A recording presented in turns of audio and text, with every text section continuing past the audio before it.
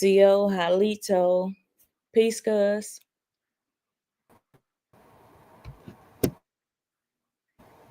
Peace, peace, peace. Peace to everyone in the chat. You know, we're here for round two, dealing with the wars and everything and how everything came about. You know, I hope everybody had a good weekend. I mean, not a good weekend, but a good week and a good weekend.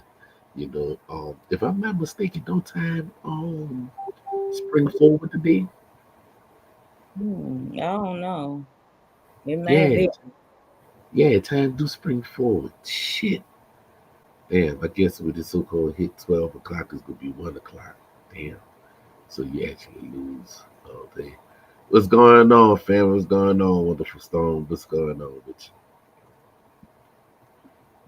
So so how was your weekend? Cause you know, I know we had a family member of yours that made a transition.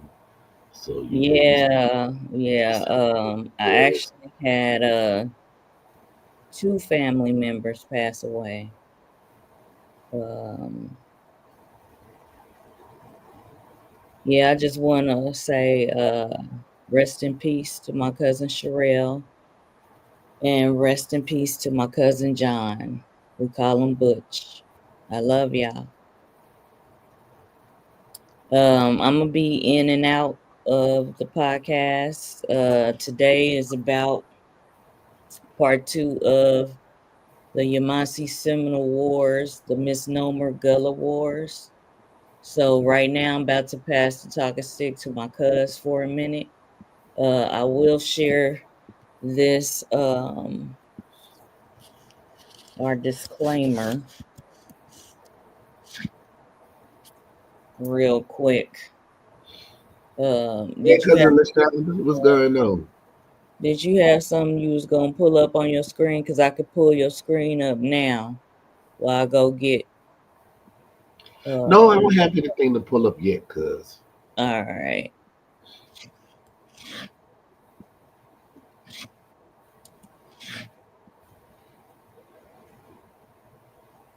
So so arrowing back from a couple of weeks ago because we for Mardi Gras week we didn't do the show. Well, I actually did like an hour show, right? Well, then we had to get out because I had to go to Mardi Gras Indian practice. That was the Sunday before Fat Tuesday. But but even dealing with that, right? It shows the resilience of the Indians of the southeastern culture and everything. Because what most people don't know is that during the Indian Removal Act, right, in the 1830s, some of the Seminoles was actually taken on a steamboat, and it was brought towards Louisiana to go to Oklahoma, and some of those Indians actually jumped ship on the river parishes right here in Louisiana, and they went into the maroon colonies of Louisiana, well, New Orleans, Louisiana, at that time, you know, which is a beautiful thing. And you get to see the pageantry dealing with the Carnival Indians about what had happened here in New Orleans, Louisiana, and the other remaining river parishes. So, once again, dealing with the War of 1715, which was actually dealing with the Yamasi War, there was many tribes that actually participated in the Yamasi War of 1715 and so forth and so on. So with that going on, um, they were fighting the British and the Dutch and the Spanish, and them found out about it. And the Spanish and them, the king wrote a royal decree saying that any Indians or slaves that could actually get to Spanish La Florida, they would give them land and cattle and firearms and stuff. So they made it back down there to Florida amongst the Spanish. and they had many different communities, you know. So, and this is how when people them say that the Yamase is extinct, well, how are the Yamase extinct when the Spanish and them have them recorded coming back into Florida after the Yamase War, when they said that the Yamase got destroyed in 1717 and 1718. Well, how could that be the case when they say they was finding the Yamase in St. Augustine, Florida? They was finding them in Jackson, Florida, Jacksonville, Florida. They will find them in Tallahassee. They will find them in Miami. They will find them in Pensacola. They was finding them in Alabama, Mississippi, Louisiana, and Texas. So how could they be extinct? Because you got a certain gentleman that said, "Oh, the Yamasi is extinct." How? How? And there's documentation that you can actually find when they said that the Yamasi were not extinct. And just like I showed previously on part one, when it said dealing with the Seminole nation of Florida, where you got the question and answer on their website when they say that these people remember that they were Yamasi, Yuchi, Tequista, right? All the other tribes, they remember them being there before they was called Seminoles. So that's for all the naysayers that say, oh, the Yamasi is extinct. How? When the same people that y'all believe who is the British that say that they was extinct turned around and said, oh, they're still living. We found some Yamasi down there in Florida. Oh, we found them in Georgia. You know what I'm saying?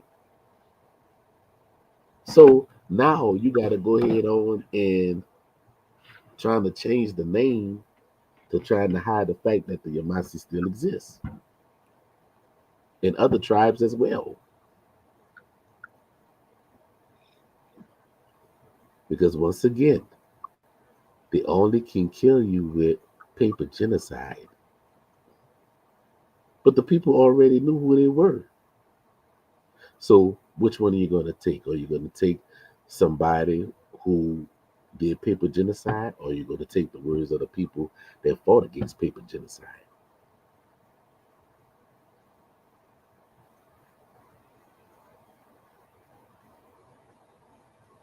Right? And paper genocide is still going on to this very day. This very day. Right? When it was certain people that was doing the US Census, they would look at a person, even though that person told that census taker that they are Indian or that they are of a nation, right? They would look at them and still put them down as black or Negro. Because you got people that say, well, show in the records that your people are Indians. You just can't go by what you say. Well, why not? So you just want people to just disregard their old stories of who they are?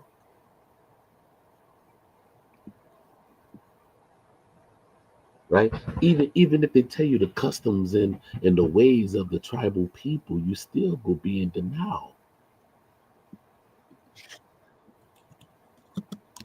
And why is that? And just like when I showed the video when Osceola said that if there was any slaves here, we would have brought them back to y'all. But as you can see, these people that you see are all Seminoles.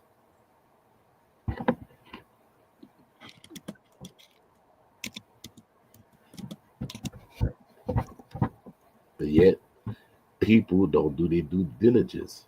If you only got people that's in Oklahoma, they don't know what happened in the Southeast because they've been far removed since the 1830s. So why they haven't made it back to the Southeast? See, that's the questions that they need to ask themselves. Like the Seminole Nation of Oklahoma. Like the Seminole Nation of Oklahoma, right? Or the Choctaw Nation of Oklahoma. Or the Chickasaw Nation of Oklahoma. Or the Cherokee Nation of Oklahoma. Right? Y'all was moved, but yet you never made it back to your own homeland. You in somebody else's territory. So now you got a gentleman that's up there in Oklahoma. He talking about, yeah, the Seminoles are known as the unconquered. Well, that don't go for the ones in Oklahoma because they was conquered. That's why they went to Oklahoma. Those who stayed behind are the unconquered. That let you know it was a split within the nation. So you in Oklahoma, you cannot claim to be the unconquered because you were conquered. You was conquered off of your land. And you was put in a land that's not yours. You are in the land of the Comanche. So what you gonna do if the United States government was to fold and become all the way de facto? What you gonna do when those tribal nations say we want our ancestral land back, where they can do their ceremonies? What y'all gonna do? Right.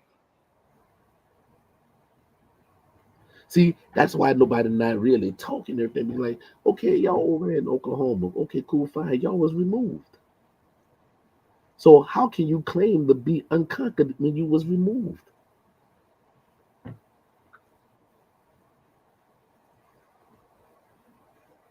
So does the war still wages on today? Yes. In the political sense, in the political arena.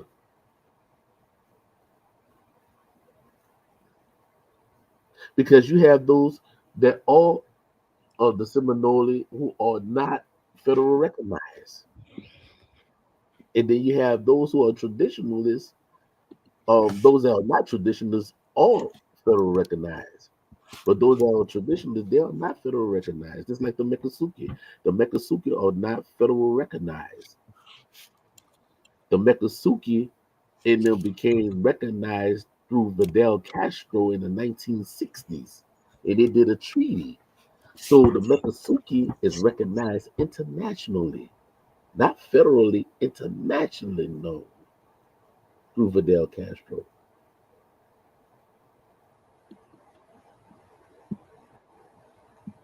But yet you have a Seminole Nation that's in Hollywood, Florida. They are federally recognized. That's how they got their casino.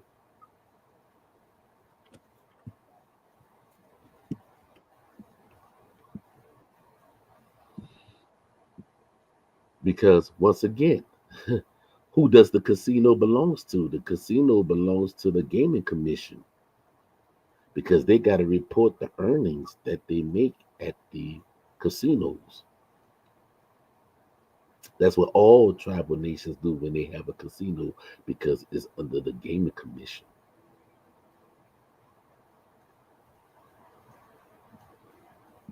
But nobody don't want to talk about that either. So, just like we said about the pros and cons of being federally recognized, you know, it's like when you say that they're awards of the state. Oh no, we not. But yet, you're not seen as a sovereign nation in its totality because you still a dependent. The land that you're on is trusted within the federal government. That's not your land. Case in point, right? In the 1950s, they did another Indian Removal Act.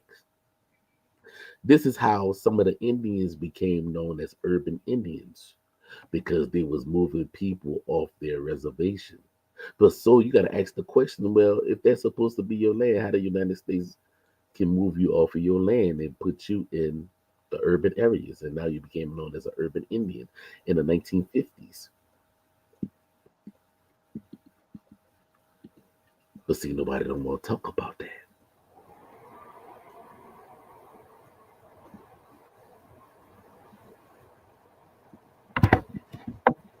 So is the war still raging today? Absolutely. Because it's the war for those that trying to go for be federal recognized. But you need to be federal recognized for when they already recognize you because the War Department fought you. You don't think they have records of who they fought? That's recognition right there if you want to be politically correct.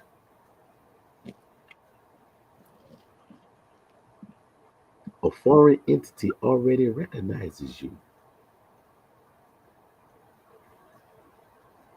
And then you got people them talking about, oh, well, you're not an Indian unless you have a CDIB card.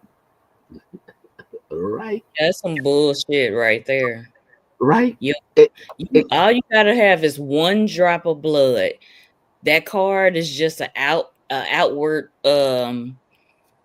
representation, but your bloodline, your genealogy, your oral tradition history from your family, that's right, what makes you who you are, not a right, fucking ID. right. Peace, peace, peace. And that's a true welcome.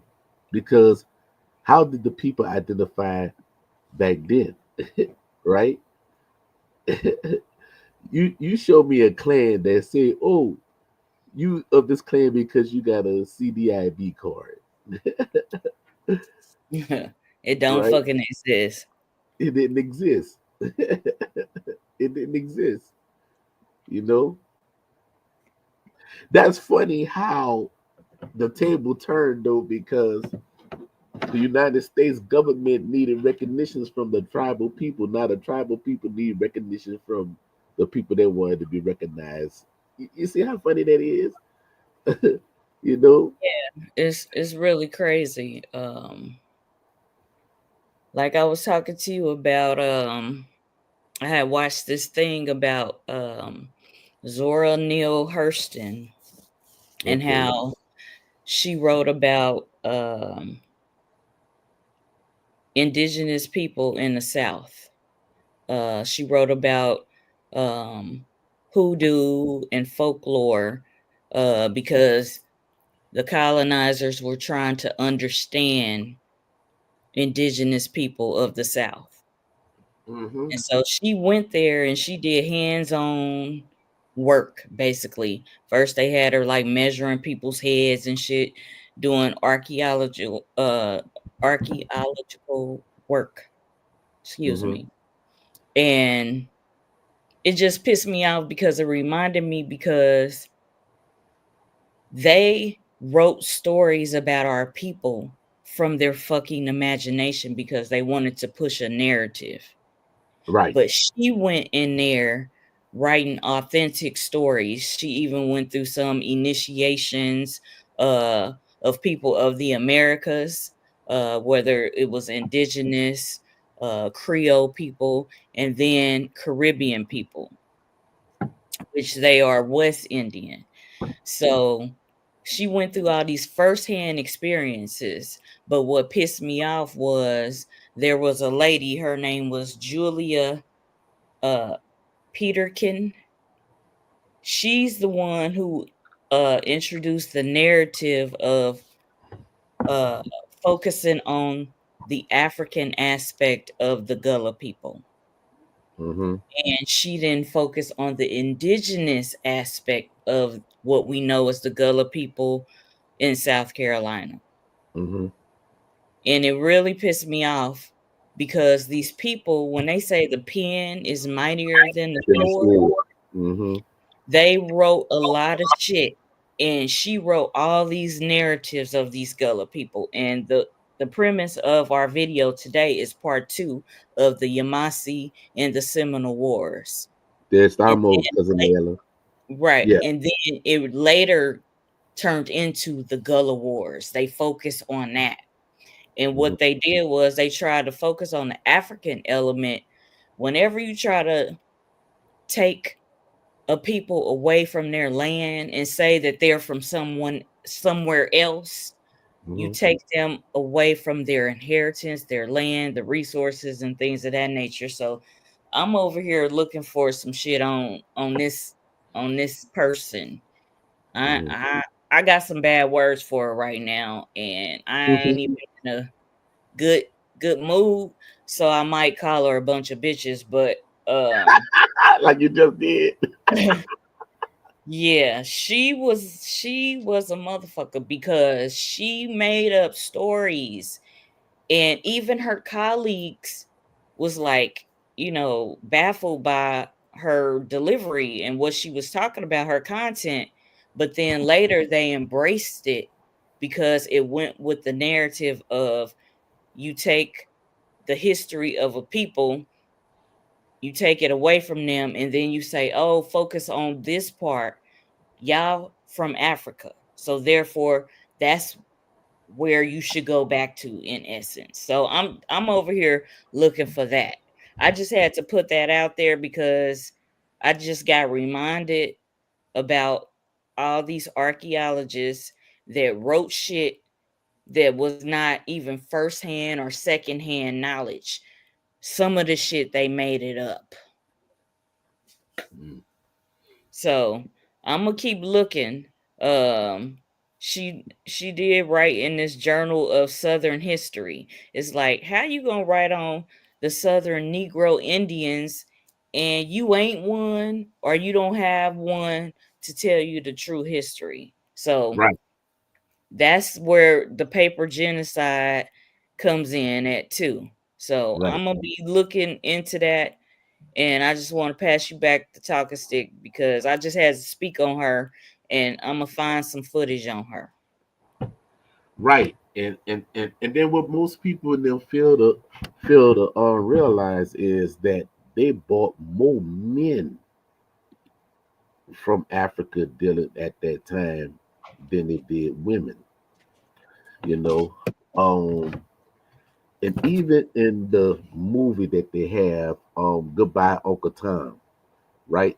In the movie Goodbye Uncle Tom, they actually showed you to where they would take the African man and mate him with the indigenous woman of the South, and that's what people don't like to talk about is the breeding plantations, you know. Right, right. Yeah, yeah, and the breeding plantations let you know that it was Negro Indian women was having children for African men. Whew. Yeah. Because even in Louisiana, where they had a breeding plantation, they would take the African man and mate him with an indigenous black woman, quotation, and the child would be called a griff, GRIF. That's in Louisiana. You can look it up. They would be called the griff, right? They didn't call them octoroons or quarteroons or Creole. They called them the griffs, GRIF. Look it up. And that's in Louisiana documents. And then just like when I pointed out before, when you have people talking about, well, um, who said that there was Negro Indians? Well, according to De Soto, he said that he came across Negro Indians in 1530. So if he came across Negro Indians in the 1530s in Louisiana, he called them black. But yet, then they turn around and say, oh, they're mistaking them for black people.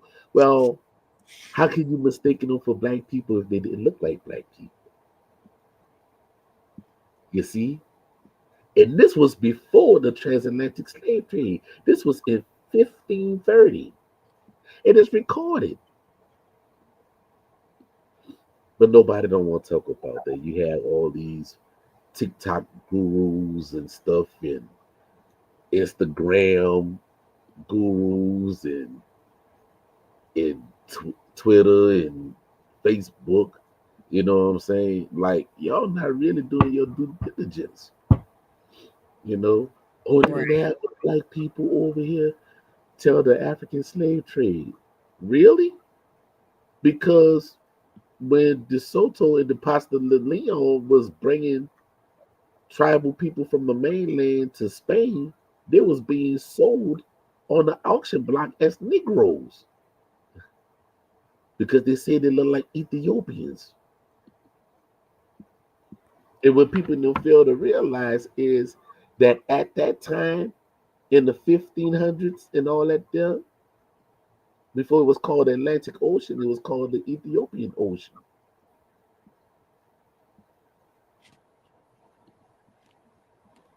So how do Ethiopians look like? Is it Ethiopians Negroes? Right. They didn't say they met people with stringy hair. You know, Right. they Yeah. didn't say that. Course. Yeah, yeah, of course, they didn't say that. You And they know, said they were swarthy. That means dark. And it can yeah, also be Negro or misnomer black. right. You know, don't get mad at me because that's what the records say. I didn't write the records. If you get mad, go get mad with the Spanish that wrote it. Be mad with the Soto Apostle de Leon. Be mad with Christopher Columbus. Be mad with them. Be mad with the Roman Catholic Church because the Roman Catholic Church got the records that said that there was Negroes in the Americas that they called the Americas. Right. You know, even Benjamin Franklin said that North America was a Negro continent. Benjamin Franklin said that, quote unquote, that America was a Negro continent. So that means that he met Negroes somewhere in North America. I didn't write that. Right. But Right. y'all got a problem with it. Yeah. And back to that point that you just made about how it was the Africans that they brought over here were males and they mixed with the indigenous women, right? Right. So I got the copyright disclaimer. I'm about to share something that is uh, used for entertainment purposes only, educational purposes only, for the sake of research and criticism, all of An that. investigation. Yeah. Investigation, right? So I'm about to share this. And I know everybody don't agree with him, and I will have to get the book that he's reading. But it talks about that they got with these Choctaw women, and they said if basically if you didn't get with a Choctaw woman, then basically you didn't get with a good woman. And I'm trying to pull it up now. Mm-hmm. And this is about the Acadians that came here. Okay, right here. Okay. So this is talking about in the earlier days of the Choctaw wives. All right. As a custom so prevalent in the colony at one time as to beget a schism between church and state on this point. I'm trying to find the part where it said about getting a Choctaw wife because it mentions it right here. But when you said that they brought men and the men got with the Choctaw women and had Mm-hmm. children. Mm-hmm.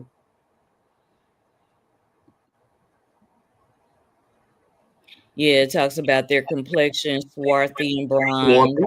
their Uh-huh. features being so close as a resemblance to those of our aborigines as to give rise to a somewhat wild theory that the climate of America had an Indianizing effect on Europeans. It's because they mixed in with us. And it was Uh-huh. saying in complexion and disposition, also in the Sioux and Modocs. Wait a minute. I'm gonna get to it where it talks about the Choctaw wives. If you didn't have one, you basically didn't have the cream of the crop, is what they were saying. Yeah. And a matter of fact, that's how Tremy became known as Tremy because Mr. Tremy, he married a Choctaw woman. There you go. There you have it. And what they said Tremy was, they said Tremy was like one of the first black communities. You know what I'm saying? So if he married a Choctaw woman, that means that she was swarthy. And see, and another thing is they actually found Choctaw bones right there on Chopper, right there on what's the name of this street? Um, God dog it, I had it on the tip of my tongue. Um, on Toulouse, on Toulouse, they found the bones in the French Quarter, and they dug up a Choctaw grave, and they said that the bones was Negroid, was Negroid bones, Okay. right?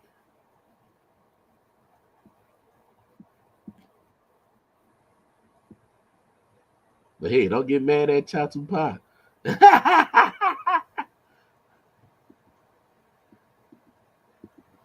Okay, here it is. It says, um, okay, it says in the earlier days of Choctaw wives, a custom so prevalent in the colony at one time as to beget. Okay, I just read that.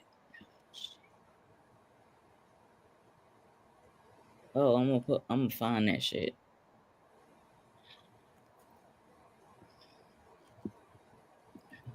Because this is just talking about how the Acadians came and uh,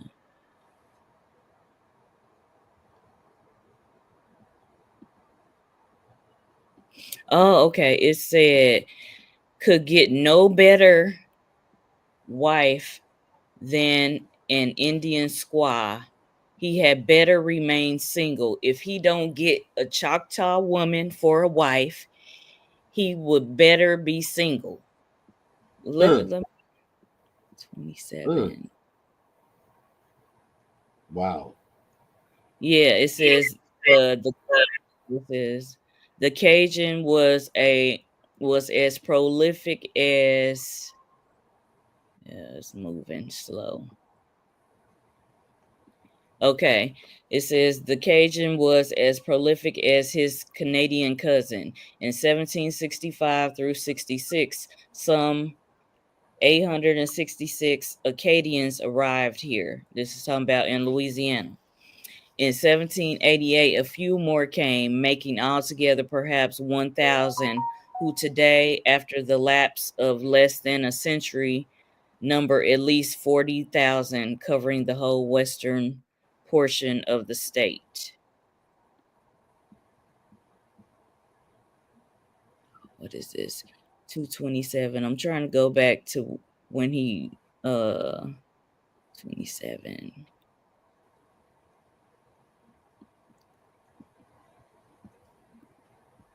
Yeah, but I was listening to this and I like the video because it gives book sources. And when he started reading this and it said if you didn't have a Choctaw woman for a wife, like it don't get no better than that. I'm like, did he just say that? And he wrote this shit. Right. And don't that sound like um what happened on on the movie Harlem Nights. You know, when it say when you go black, you never go back. He called his wife, look, I'm not coming back home. And Yep, she had yep. that flashlight. Right. That's right. You better say it. Okay. It says the parish priest Cooley suggested that if a man could get no better wife than an Indian squaw, he had better remain single altogether. This is talking about having a Choctaw wife. And I got Choctaw blood, which is why I say Halito when I do my greeting. But I saw this and I heard him say this and I said, oh, I gotta share this shit. And shout out to him, Cootie Mero, Karimio. I know everybody don't agree with everything that he says, but he gives book sources in this video.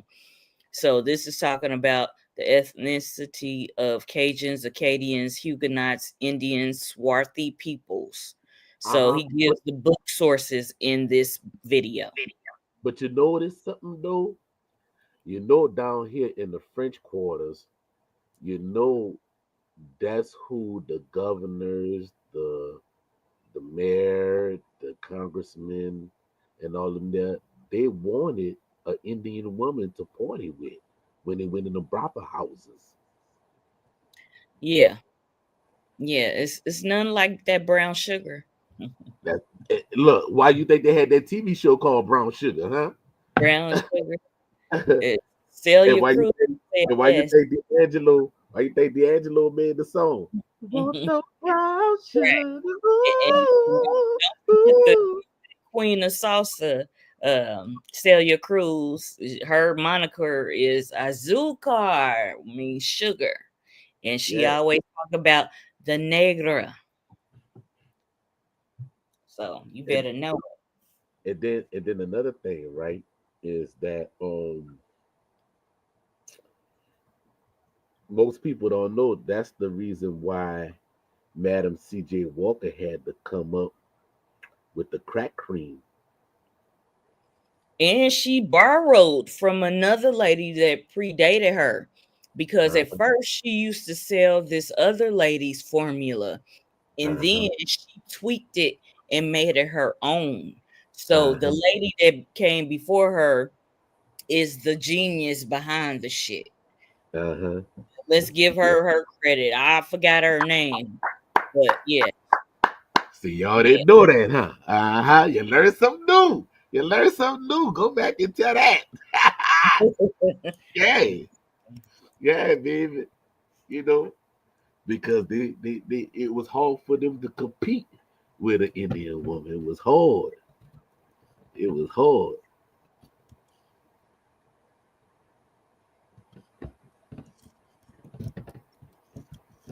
Yeah. Now somebody just came on. Star Sign Zero is Tomat and Turtle's back. Her name was Annie Tumbo Malone. The lady that CJ Walker, Madam CJ Walker.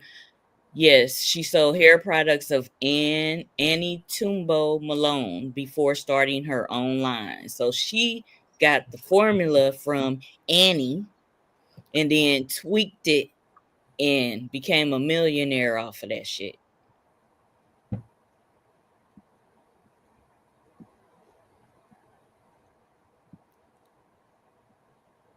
Yep. Just so y'all know. Science, where you got that information from? Because when you talk about Tiamat, you talk about Sumerian doctrines, Sumerian teachings.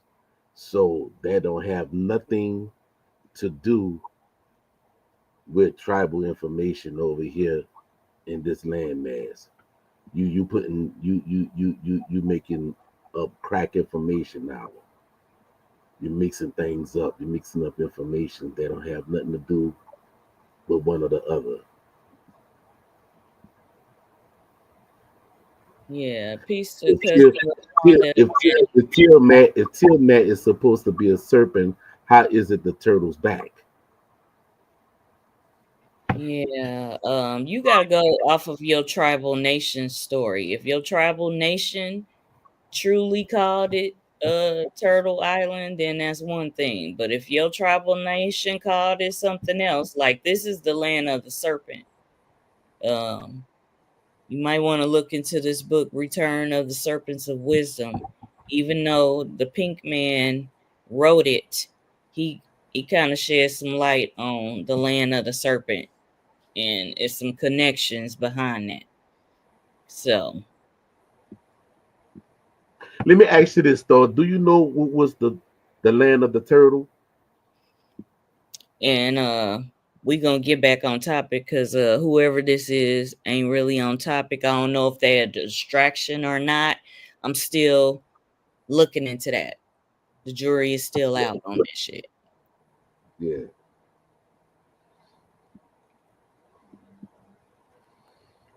I suggest you go talk to the tribal elders because that's not right.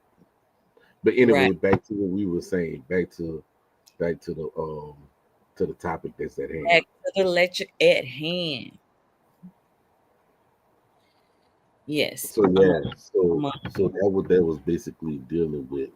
So you had African men that actually was mating with tribal women over here in the southeast that they was using in the breeding plantations. right.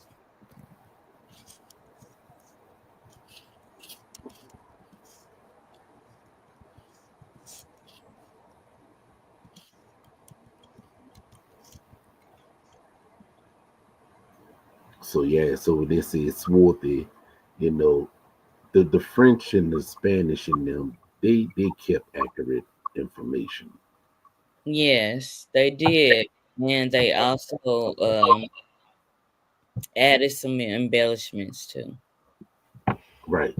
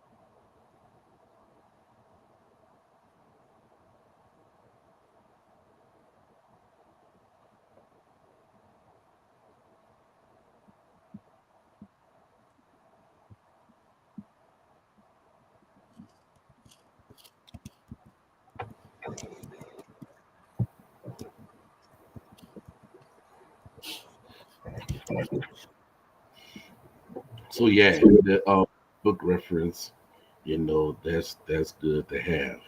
You know what I'm saying? Because now it backs up what the oral traditions was actually told by tribal elders and everything. Yes. Yeah, I just put this on the screen because we was talking about the Choctaw women having a Choctaw wife right here. Hmm. And so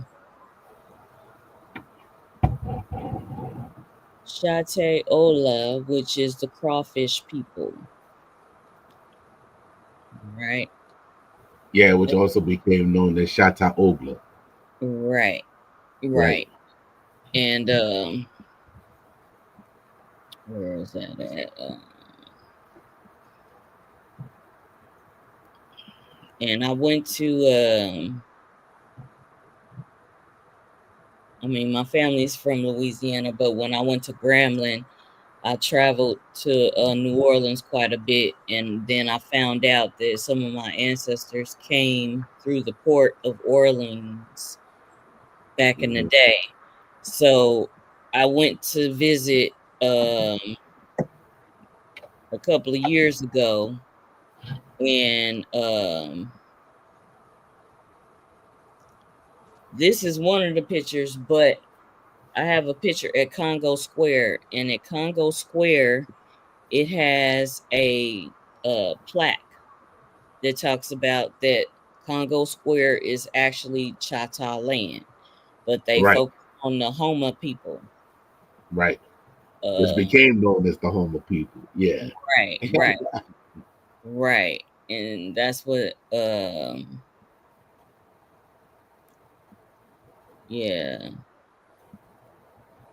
where is it at? I'm gonna show that placard real quick, since we talking about Negro Indians. So we've been talking about the Yvmvse, the Seminole. This is just a part two, the misnomer Gullah Wars, and we are talking about the Choctaw people because we just got out of Carnival Indian, Mardi Gras Indian Culture Month, with Mardi Gras Carnival time. And let me put this out there too. The plaque that you at right now, Mm-hmm. that's right there. That's right there at Babancha. Okay. That's right there at Babancha, which became known as the French Market area, because you got Cafe Du Monde and you got the French Market. All that was the French Market right there. So when you got people talking about, oh, New Orleans name is Babancha, no, that's not the name of New Orleans. The name of New Orleans is Chapatulas. Okay, the Right. place where she's standing at right there, that's called Babancha. That was the trading place. That's where all the tribes came by the river and they traded right there, which became known today as the French Market. Right. But the name of the city was Chapatulas. Right. Even here, um, yeah, it talks about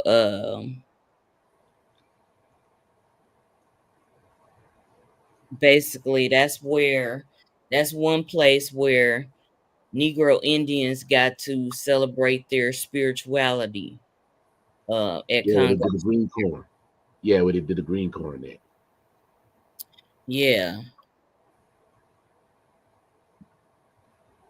Now, right there where Congo Square is, that just a part of it. But actually, Congo Square was bigger than what you see right there. The Congo Square actually went from Rampart all the way to which became known as Claiborne Avenue now. Okay. And That's that what's whole Trimy area was actually a Shatta village. Yeah, it did say that on one of the placards there. I don't know if I can't really read that shit right now, but it did say uh something to the effect of what you just said.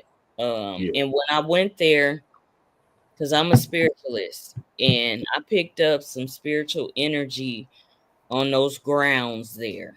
It uh-huh. was it was some powerful energy. Yeah, Powerful. yeah, I did have where is it at? When you was talking about the Mardi Gras Indians, the Carnival Indians, how we just celebrated that, and right. my cuz ChitoPa, he got his other tribe, so they know who Chief Tootie is, Tootie Montana. You know he Right. fought for, the Carnival Indians, the Mardi Gras Indians to keep celebrating their culture. So they got And, a and he's Choctaw. all right, awesome, and so Yeah, they got he yeah, his own Choctaw. statue right Yeah, there. right. Yeah, And I just show. look how ironic it is with the story, right? That he actually went to the city council meeting because in February of that year of 2005, the police in them was harassing the Carnival Indians, aka Mardi Gras Indians, and the chiefs in there was asking him too, do you gonna come to the meeting and everything? He was like, well, I don't know and everything. But he wound up popping up at the meeting and he told them what he said, and then he said, no humbao. in the city council chamber room, and he passed away right there on the floor after he spoke. Wow. And they started singing Indian Raid in the chamber room. And when they did that, I said a storm gonna come and hit New Orleans. Not directly, but indirectly. And that year, now mind you, this was in 2005, in April, when he went to the meeting. And then on August the 29th of 2005, that's when Katrina was bearing down on Mm, New Orleans. It's mm, supposed to came and hit New Orleans directly, but mm, by you having people that's allergies and all other um practitioners in them, they prayed, right there at Congo Square, and that storm turned at the last moment, and it went between Mississippi and Alabama. mm, That's the surge that came the back way through the Mr. Go, and it came through the lake. And when it came through the lake, then it overflowed into the city. But if it would have came up the mouth of the Mississippi, New Orleans would have been no more, mm, because that what had supposed to happen. And earlier that year, like in January, they was talking about what the particulars is if it was to happen. They did a CGI on the storm, and they said that if a hurricane was to come up the mouth of the Mississippi, we was gonna get a 30-foot surge. mm. And they say New Orleans wouldn't be no more. Oh my goodness. And that's powerful what you're saying, because how the Carnival Indian, Mardi Gras Indian, Negro Indian culture thrives in New Orleans. Like, he gave his life for that. He gave his life for that. He sure did. Gave his life for that. That's powerful. Because see, the officials of the city was already mad because by us being Indians and being who we are, we didn't need no permit to walk through the city. Everybody else needed a permit. The social pleasure ed clubs, they needed a permit to parade in the city. The Mm, parades needed to go through the city. The second liners needed a permit to go through the city. But the Indians, we didn't need it. They were trying to make us get it. We were like, nah, our ancestors didn't need that, because see, what people fail to realize is that we could not participate in the carnival that was in the French quarters. right, right. Because they was discriminative. Yes. So you know what we say? We say, you know what? We're gonna hold our own stuff in our own community. Right. And if anybody know this carnival, they actually cut the route of the Zulu and made it go down Porges, because it's supposed to go down St. Charles all the way down the canal, and then canal to Basin, and then Basin to Orleans and to Broad to go back. It started in the hood, it goes through the white neighborhood, and then it's supposed to go through the business district and then go back in the black neighborhood, right? But it didn't do that. So there was like they were trying to go discourage people. But guess what? When the Indians came out, they were like, man, fuck Zulu. We got the Indians. Exactly. And everybody was following the Indians. They were following us and everything. And then they went under the bridge and had a good time and everything. Because remember, we was already doing this in the 1830s. You know what I'm saying? And like that's our tradition. So we don't need no permits. We don't need no permits at all. And you Hello. got some people to know that they have admixtures and everything. That's what this is about. It's like a gumbo. You know what I'm saying? Which is a Choctaw stew. Most people don't know that a gumbo is a Choctaw stew. Yes, it is. I know. Yeah, And my people. right. So, all that came together, but they couldn't stop us. Now I'm trying to get on for St. Joseph night. It's going down St. Joseph night. I'm gonna see if I can call off from work and go to St. Joseph night. Oh But I yeah, mean, I got something about St. Joseph Night on here from the back street museum. If you ever go to the NOLA, make sure you go to the back street museum. They have all the Carnival Indian, Mardi Gras Indian history. And that's the Bowman right there. North side Bowman. See, like Mardi Gras. I hope you could have zoomed in on it dealing with the Mardi Gras Indians. You know what I'm Yeah, saying? it says Mardi Gras Indians are one of the true cultural splendors in the Crescent City. Following emancipation, New Orleans, African Americans misnomer, Negro Indians began masking as at Mardi Gras.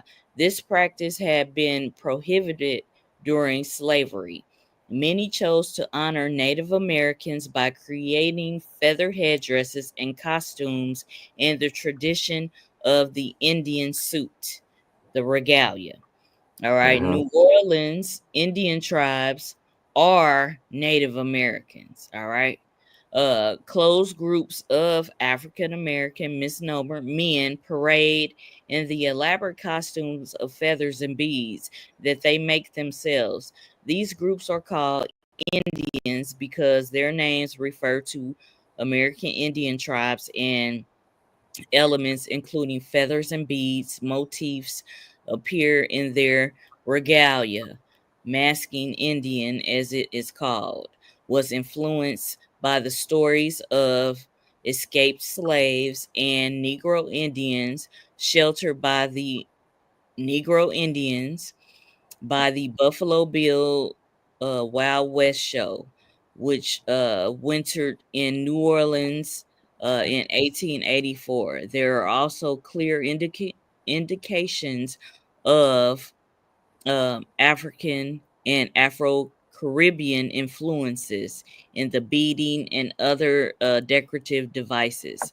Making an Indian suit, the regalia, is a year long task that involves great creativity and the expenditure of considerable time and money. Members of the tribes have assigned roles and rank, including spy boy, flag boy, wild man, medicine man, chief, and big chief.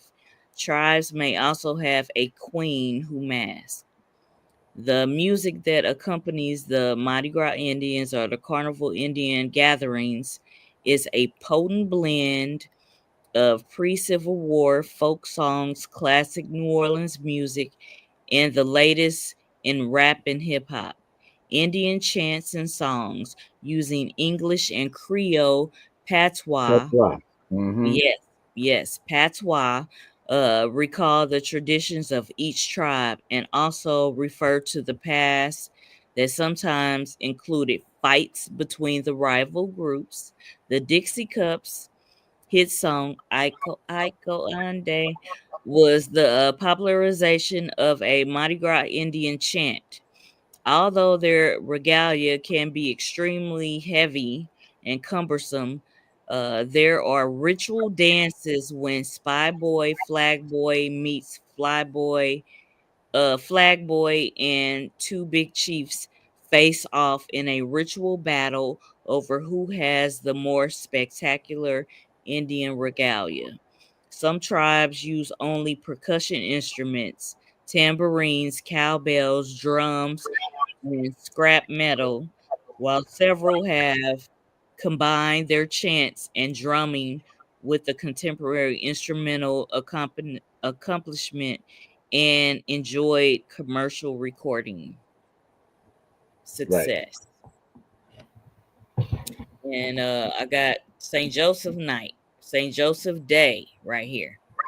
Uh, the Right. Indians, the Indian St. Joseph Night celebration is another multi or cross-cultural tradition that illustrates the Indians' long understanding of the connectedness with others.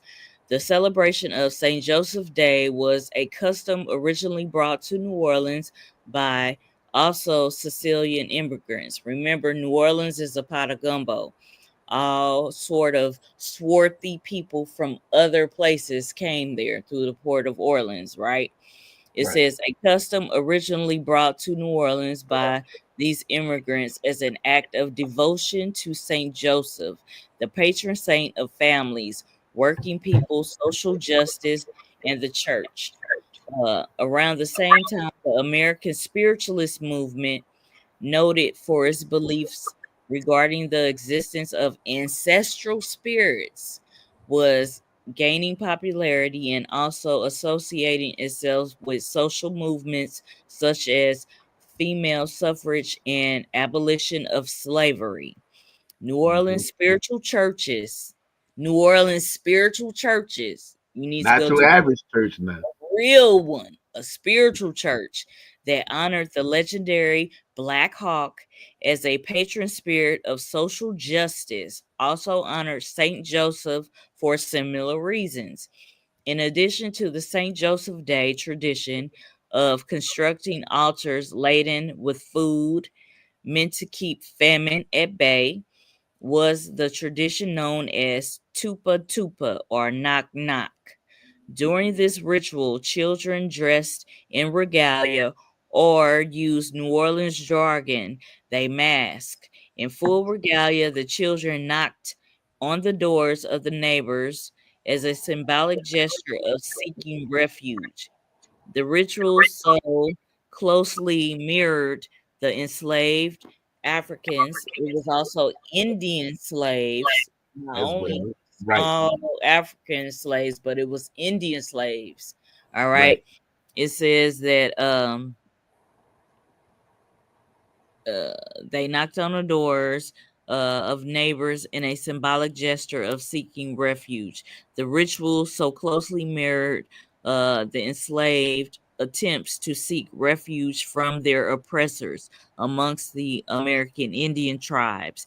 It made the Sicilian tradition as easily integrated ritual into culture Negro Indians. Moreover, it offered an opportunity for various communities to gather together in common celebration of the shared values of understanding and compassion. And see, and what most people don't know is you saw when they see Sicilians. Well, if you know anything about the history of the Sicilians, Right? Why they call them Guinea? Why they call them Guineas? right, right, right. Or as they say, another term as Dago, right? Yes, yes, yes, yes. They You go know, also. because what's the name of that movie, the Italian movie, when it was dealing with the mafia and Right. the I can't kingpin? remember, but I know what you're talking about. Yeah, the kingpin had the police sitting in the chair roped up. He said, "Oh, That was it's Harlem okay. Nights. Yay, yay." He said, Yeah. "Oh, I know about the Sicilians." He Yes. said, he said, "Your great grandmother had sex with an eggplant." Yay, you was spawned from a nigga. They called them the Moors. Yeah, yeah, Yes. Yes. yeah. And Yeah. so, you know, the dude spit in his face. He took it, wiped the thing, then wound up shooting him in the head because the truth was told. You know, the truth was told. You know, so yeah, look at them beautiful suits. Yes, they beautiful. That's why I was like, I gotta take a picture of all this shit. Bass Brands in New Orleans Jazz. All right. Jazz funerals. This is where the second line comes in. Right. Paying homage to the dead. That's me and my cuz a couple of years ago when I touched down once again in the NOLA, baby. Yeah. Yep. How many years ago that was? Uh I shared this in 2020, but I believe it was before the pandemic. We're not gonna say the word because we ain't getting dinged. Okay. Yeah. But it was Yeah. before that shit that we came down there. I think it was in the 20 teens, I think. Yeah, I want to say 2018. 2018, I want to 2017, say somewhere around 2018 there. Yeah. because I hadn't been there since my Grambling days when we used to go to New Orleans every year for Mardi Gras and the Bayou Classic. That was in the late 90s when I was there last. And that was my first time coming back since the late 90s. And we Right. ported, we went on our cruise. We went to the Yucatan to see what these carnival Indian suits and Mardi Gras Indian suits, they are like the Yucatan They Maya, mimic, the right? Itza Maya. Yes, and y'all heard about the Toltec mounds. It's a reason why they call it the Toltec mounds. Mhm. But I hadn't been there since then, and I had to see my cuz, and he gave me a tour because I had a regular tour from being there over and over again throughout the years. But he shed light on some like different structure of the buildings and shit. And then we didn't get to see that one mound that you was talking about. Cause Yeah, I've been to the mound that was in LSU. I've been to those mounds, and then the mounds by my family. My family has land. It's a part of the Caddo land. There's mounds like right close to my family's land. But you was gonna show us the mounds in New Orleans, but we didn't get to go. yeah, But you told me about it, but we did get to hit Backstreet Museum. right. We went to the Trimmy again. Of course, we went on a French Quarter and all of that. But We went to the Church of the Immaculate Conception, yes, we went there. And the big church, I forgot the big church's name. That's St. right Louis across. Cathedral, Yes, we went there. Let me and see then we what got else. beignets, and then we got beignets from Cafe Du Monde. Yes, we did.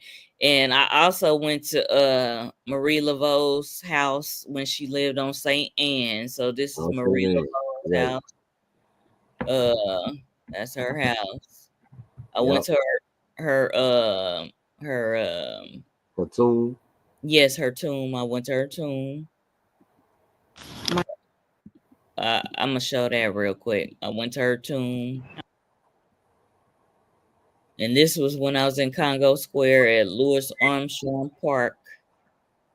Uh Marie House of Voodoo. This is over there by the sign where you said it's like by Lake Pontchartrain. No, that one by the river. Right by the river. Okay. Yeah, Yeah, yeah, right there. And then this is the church. yeah. In the This background. yeah, Yeah, yeah. And right here is what we was talking about. Iberville. Yeah. Bourbon Street. Yeah, so I had a time when I came there. This was the shop that they getting paid off of her legacy, but that was at the airport. yeah, that was at the airport right there.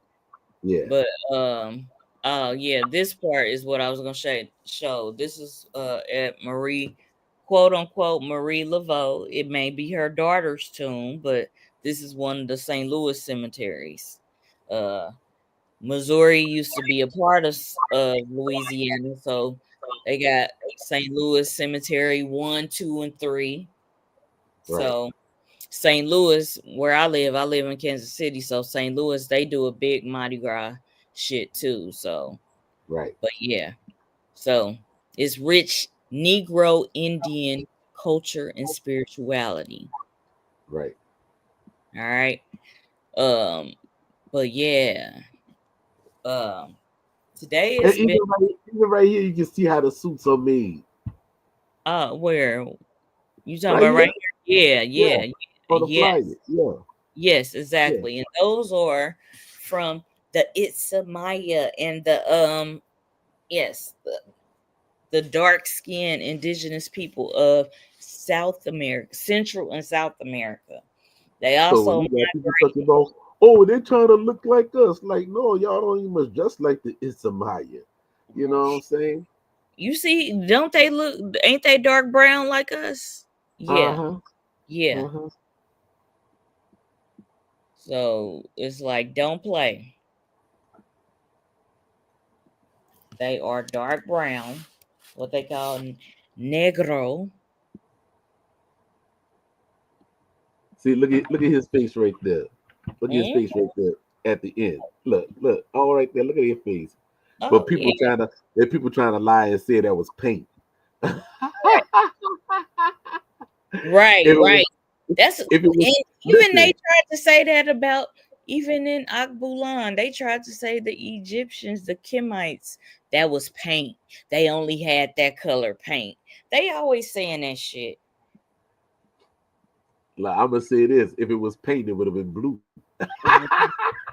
Right, right. Like in Hindustan, they got blue and green. But like in this one too, this one right here.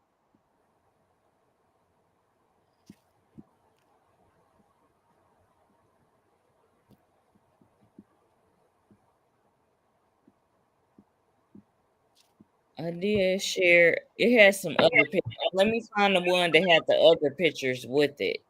No, let me find the one with the other pictures, and I'm gonna bring it back.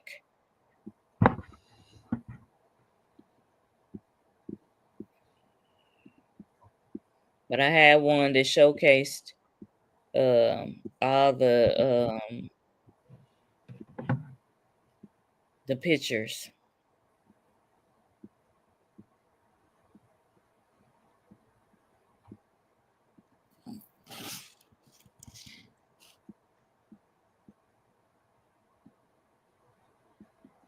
Yeah, I gotta find it, but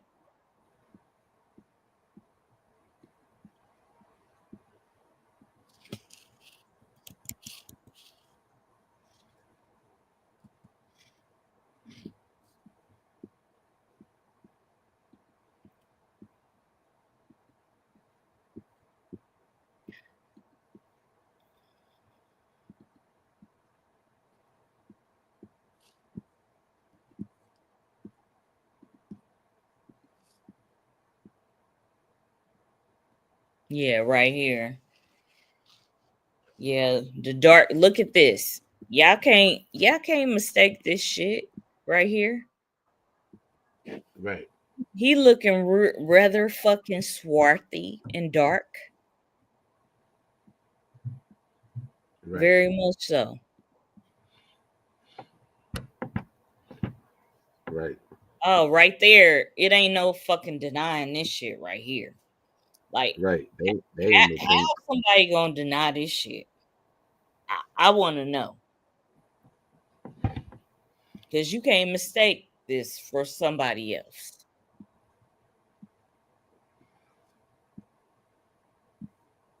Oh shit, where it go?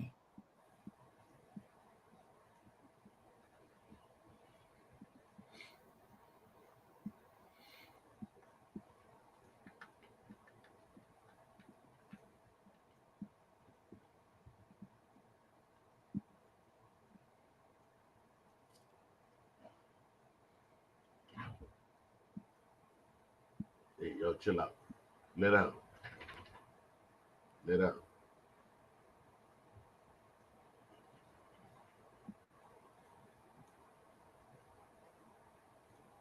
Yep, that's just how the Carnival Indians regalia looks. Exactly. Y'all can't deny this shit. None of it. And with the horns and shit, this look like second line right here. Right, with the horn and drums. Right, Exactly. You can't deny this. Look at this shit.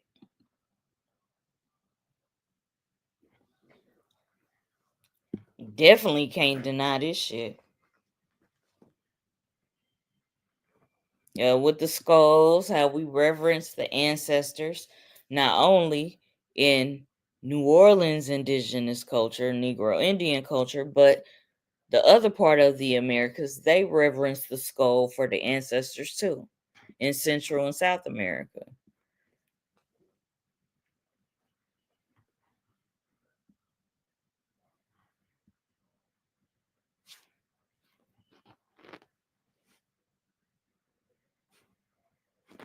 That one is just it's I'll drop the mic on that shit. And this look like you, cuz, with your locks. Yeah, this is why I added this one. I was like, this look like my cuz with his locks. Look, we got Yeah. the same nose. Okay. So they can't fucking deny the shit. Even right here. This one, they don't show y'all this picture. Right. They don't show y'all this picture. I'm gonna pass you the mic, cuz I gotta refill my cup. Rest in peace to my cousins. Two of my cousins passed away today. Well, anybody got any questions? Any comments? Cuz you probably want to put the link up there just in case somebody want to join. Oh, she must have stepped away already. Big Pontiac, you said you have most of the codex that you're showing, huh? That's what's up. Yeah, the codex they all over, you know.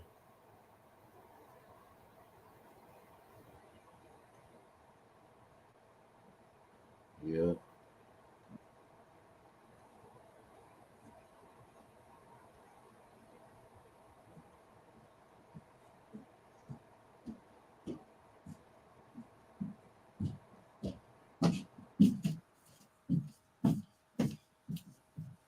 Anybody got any comments? Anybody want to come and join? Cuz can put the link up there. Y'all can Let me come on. let me see.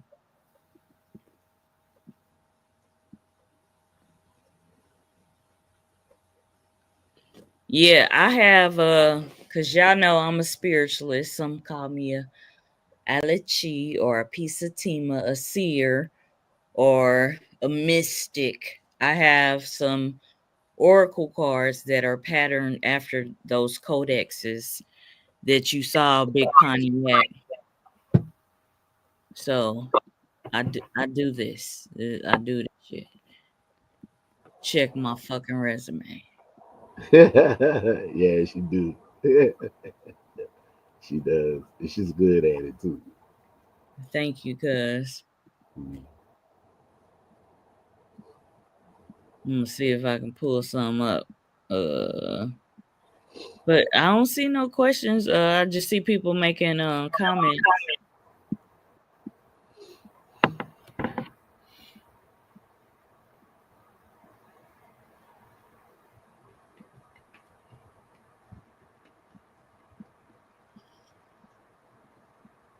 Yeah, this is one of the oracle decks that I use that has the cards are exactly replicas of the codices of the codices. So this is one that I do for the spirit astrology reading. If you want your indigenous astrology versus Western astrology, if you get that specific one, I delve into these cards. But even though they made them pale, the Toltec, they did focus on like the spirituality and culture. Even though like the Aztecs, some of them kind of got out of hand with the warrior tactics on another level. The Toltecs kept the like the spiritual records and the knowledge. They focused on the spirituality and culture. So I like this deck. So I do use this deck if you ever want a life path or a spirituality reading from me. So just to throw that out there since Big Pontiac brought that up. But back to the lecture at hand.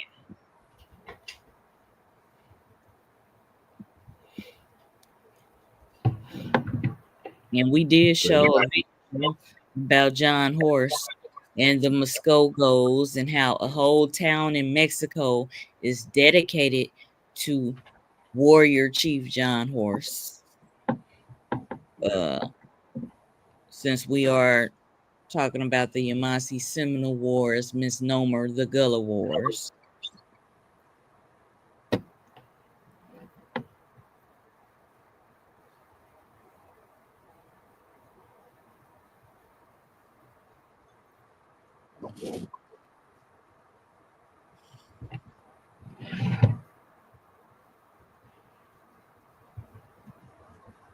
Yeah, quiet today. Anybody got any questions or comments? I want to come in. Yeah, who was that? Mike David. I've been to the Cahokia Mounds several times. It's just 3 hours away from me. Um, let me see. Well, Yeah, in turn, let me ask you this: what makes you think there was an Atlantis?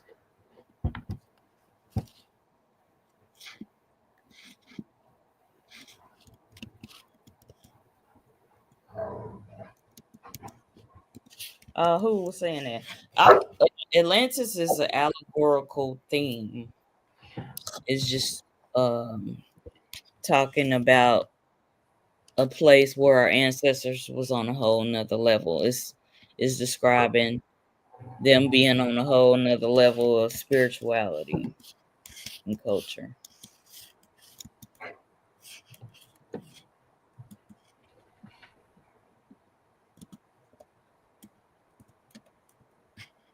Because you got a lot of people that's on the internet talking about Aslan is Atlantis, and it's not. Yeah, it's it's a depiction of what you call your motherland. You know what I'm saying? It's when they say that they're spiritually speaking, spiritual, culturally speaking. Because from my investigation and readings, you only hear about Atlantis from those who dealt in secret societies and everything, like Madame Blavatsky and all of them there. You know what I'm saying? But you never heard that from the tribal people from over here. That's Or why I said, past yeah, you know what I'm saying? Pascal So Beverly. yeah, so yeah. But also they need to, this person who's bringing it up, look at the Hopi prophecies. Now the Hopi are a dark-skinned indigenous tribe from the West Coast. If you look at their prophecies, I will pay more attention to that than what you talking about. Whoever brought that point up.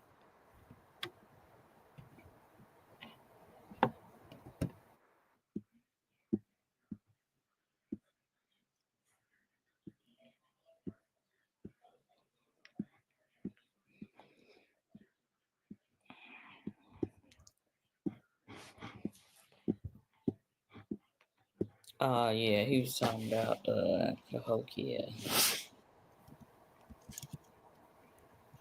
Nah, he just said when I say Atlantis, I really mean a bridge of land that connected Africa and the Americas. I'm very done a lot of research on Atlantis. If something was out there. It's Pangea, basically, when it was more one landmass type of Is there energy. any significance of the name Geronimo amongst the Indians? Well, you going in the Midwest. You going in the Midwest when you talk about Geronimo. Yeah, that's Apache type energy. And to the person that was talking about Cahokia, yeah, it was a trading center. It's kind of like uh what is that? Where is that, Minnesota, where it has the world's biggest mall? Where's that at? I don't know. But it's a place that has the world's biggest mall. Cahokia was kind of like that, if you would say, back in the day. Cahokia was kind of like the world's biggest trading center, one of them, one of the world's biggest trading centers. So somebody in the comments was talking about Cahokia. They asked a question about it. Who was it? Mike David. St. Louis, well, yeah, Missouri is Cahokia Mountains. Because we was talking about St. Louis when we was showing the pictures about Marie Laveau in New Orleans, how that's St. Louis Cemetery number 1, 2, and 3. Well, um, from me doing my investigation, Mike Davis, um, I have never seen where there was any land that connected the Americas and Africa together. I never saw that, and also my studies of dealing with geoscience and everything shows that there was no land between Africa and the Americas,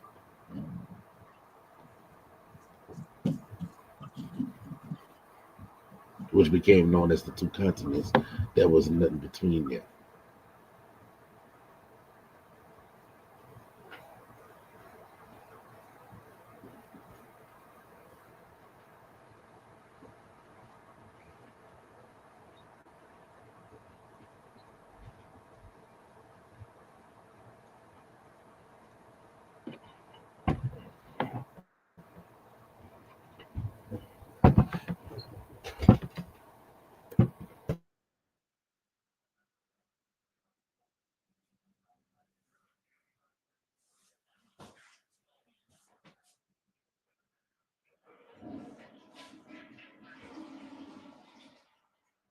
You have to go like on these sites that's dealing with the geologists and everything. They will show you that there was no land bridge connecting Africa and America. They will show you there was no such thing.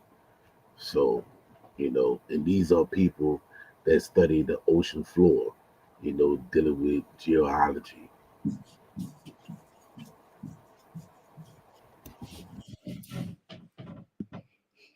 That's a rendition of the real Birdman. I call him the real Birdman, but what was you talking about, cuz?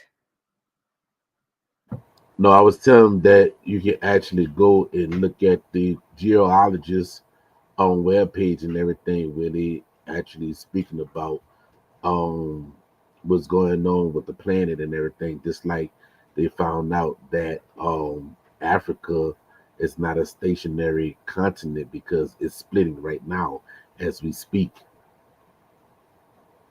Yeah, don't they have the place where they go and the water is going two different directions? I forgot what it's called. It's a special place and the water is going in two different directions.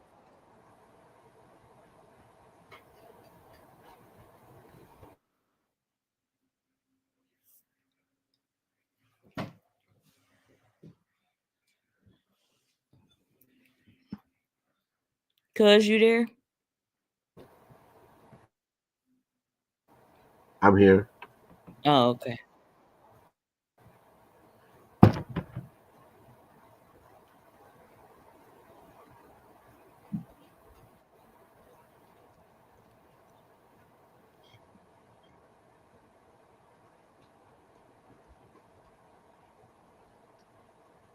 Nah, I disagree with you on that one, Mike.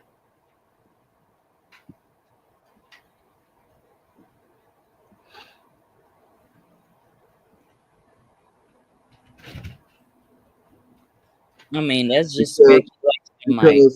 because because the thing is where he trying to put it at, that's not where um Plato's and Aristotle and Socrates and them said that it was located at. You know what I'm saying? They said that it was located where the Pillar of Hercules is. And the Pillar of Hercules is right there, which is known as the Rock of Gibraltar. So that could not be Atlantis, bro. Yeah, it's just speculation. That's not down there in the Bermudas. That's not down there in Bermudas at all. And it's not dealing with Bimini Road. It's not dealing with none of that. The people in them said that it was right there off of the Rock of Gibraltar, and the Rock of Gibraltar is right there. I mean, dealing with the Pillar of Hercules.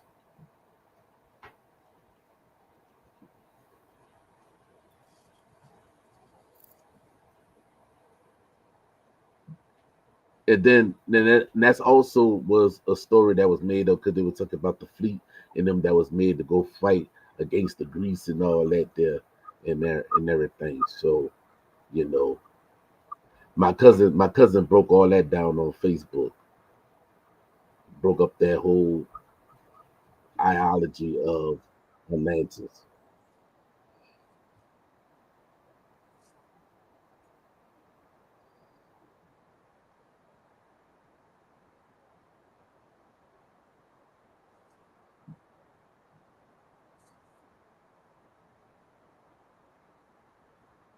when you was on Facebook, I tag you to it where you can read the post and you're gonna go, oh shit. Like, yeah, that part.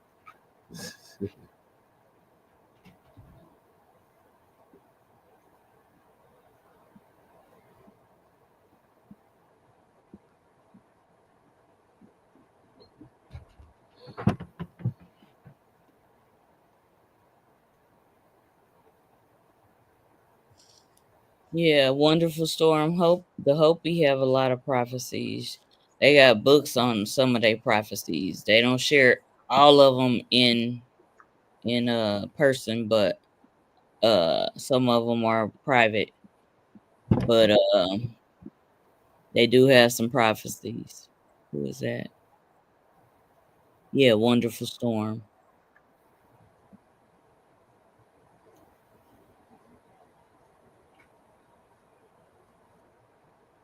Yeah, I'm sharing this because Mike David has something to say about Cahokia, which is one of the trading centers, like one of the world's biggest malls So back in the day.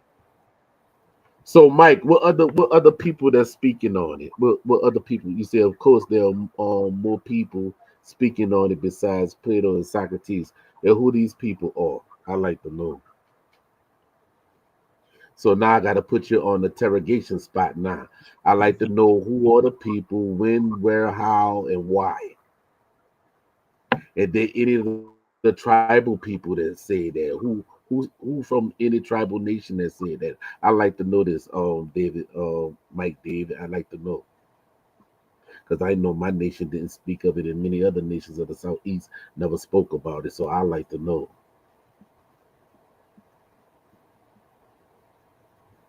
So who are the other people that's speaking on it?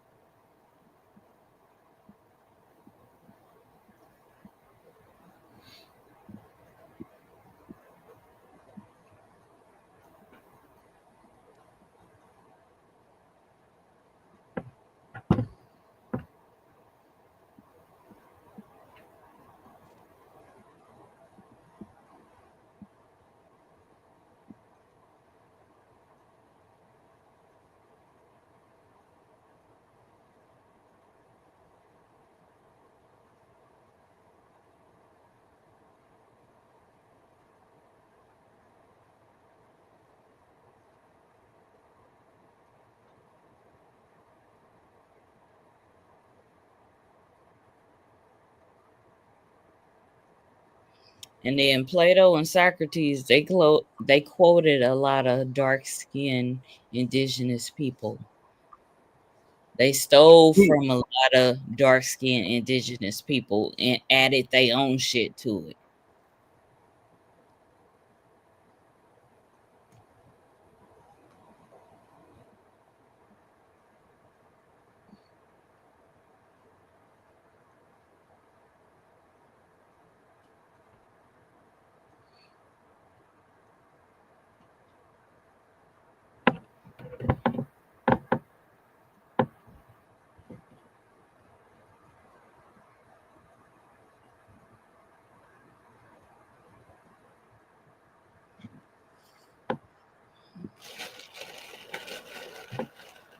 Who else, Mike David?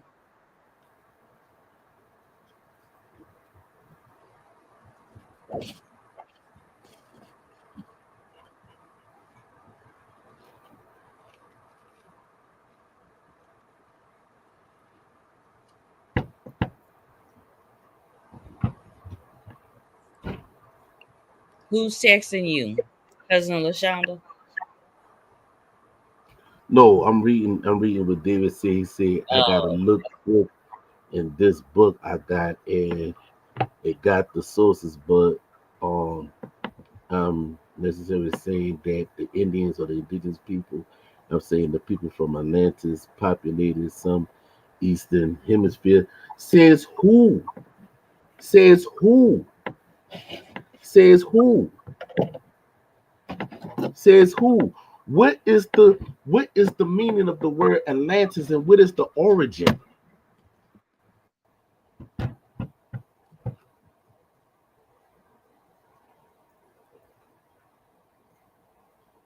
See, you got to be ready for these type of questions. Yeah. You got to do your due diligence, research, and There study. was if there Well, was I people think of Atlantis, the people of Atlantis would have spoken. What people from Atlantis that they have spoken to? well, that'll be fucking hard unless they wrote some books. Now, refer to that book I talked about, it, but it's mainly talking about the shit in allegorical type of energy, which is Return of the Serpents of Wisdom. So, that's a good one for, excuse me, breaking down allegorical stories and what they mean.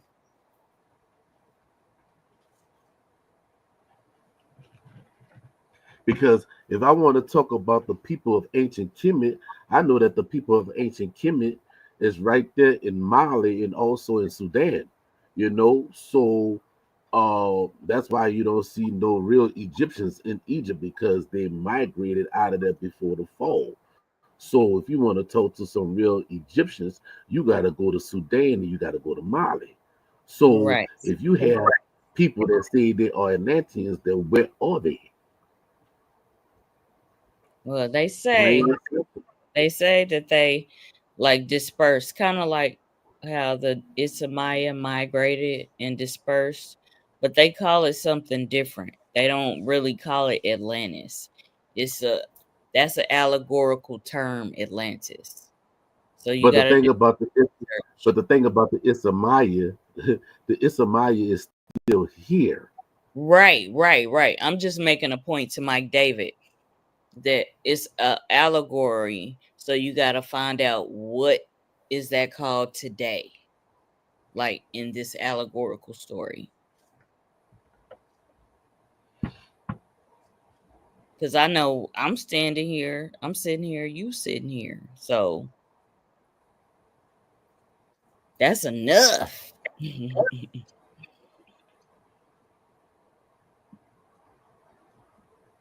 Okay, he said he got to get the sources.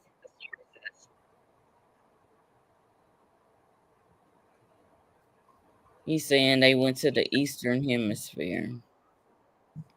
Well, according to that book, I said the worldwide serpent, uh, meaning people that know how to tap into their spirituality, they're all over the world. Like there's a serpent culture here. This is why it's the Snake Island, not necessarily Turtle Island, but it's other places that are quote unquote a part of this serpent snake culture, which just means that you tap into the higher knowledge, which rises from the root of your chakra to the crown of your head. You know how to tap into your spiritual power, so to speak. So,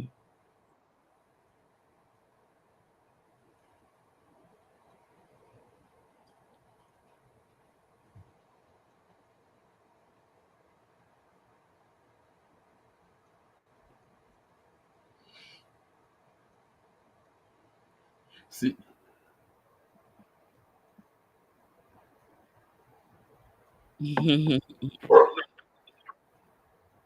okay, well, are let us you are know, you Mike sure? David. Are you sure Utmost the second spoke about that? Because from my investigation, Utmost the second, when he had to fight against the Hexii and everything, he not too long died after that. So when he had time to write that. Right, the Hex hosts and people. Hmm. So when he had time to write that, because right after they dispelled the Hexios and everything, he wound up dying. So when he had time, because he was basically in battle most of the time. So when did he have time to write about that? You got to know who you speaking to online, bro. You just can't throw things out there because I'm gonna interrogate you. I'm gonna Right. interrogate the hell out Right. That's so crazy.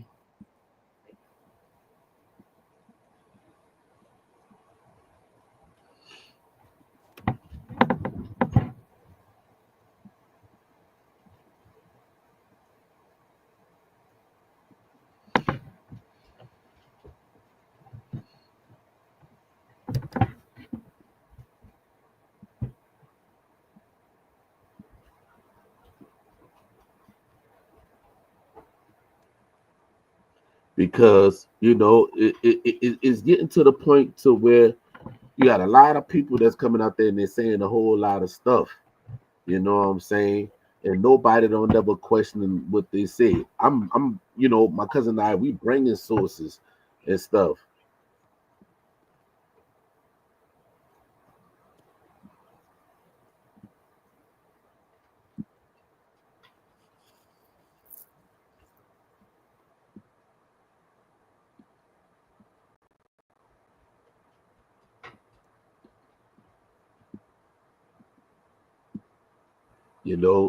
Because there's so much misinformation that's running prevalent. You know what I'm saying? And you got people them talking about, oh, this is Egypt, America, the first Egypt. The Hebrews are the Aboriginals of the Americas, and it's like, when, how did people from the Abrahamic faith become indigenous to the Americas? How in the hell did that happen? And then they're trying to say that they're Atlanteans, and then they say they are Tartarians and all that. Then it's like, no, no, no, in no shape, form, or fashion. It is doing more harm than helping the people that they know it. They're doing more harm to the people.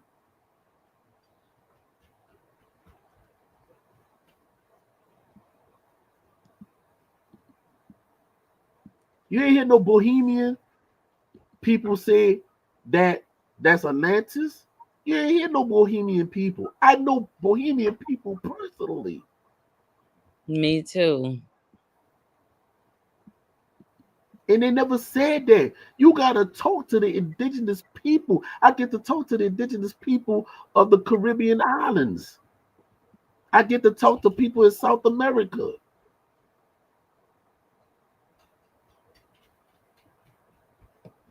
What's going on, Chico? Peace, Chico.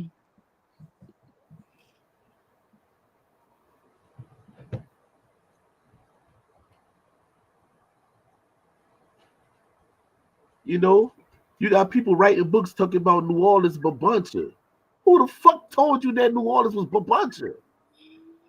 New Orleans is not Babuncha. I had to get a whole lot of people straight on fucking TikTok. New Orleans is not fucking Babuncha. Who the fuck told y'all that shit?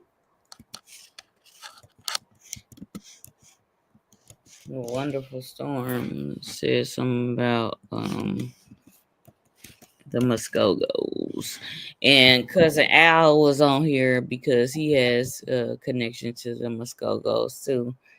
And Yeah. one of our guests, you want to check out our podcast that we did with the niece of Warrior Chief John Horse. Her name is Denise Vasquez Welch. Check out that episode.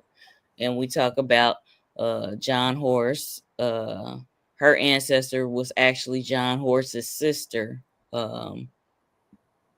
So y'all want to check out that. The people in the academia world are gonna let y'all hang yourselves with that information. Yeah, y'all just gotta fact check. That's all. Just That's fact it. check. That's it. It's That's fact check. it. Ask why, who, when, how, where, right?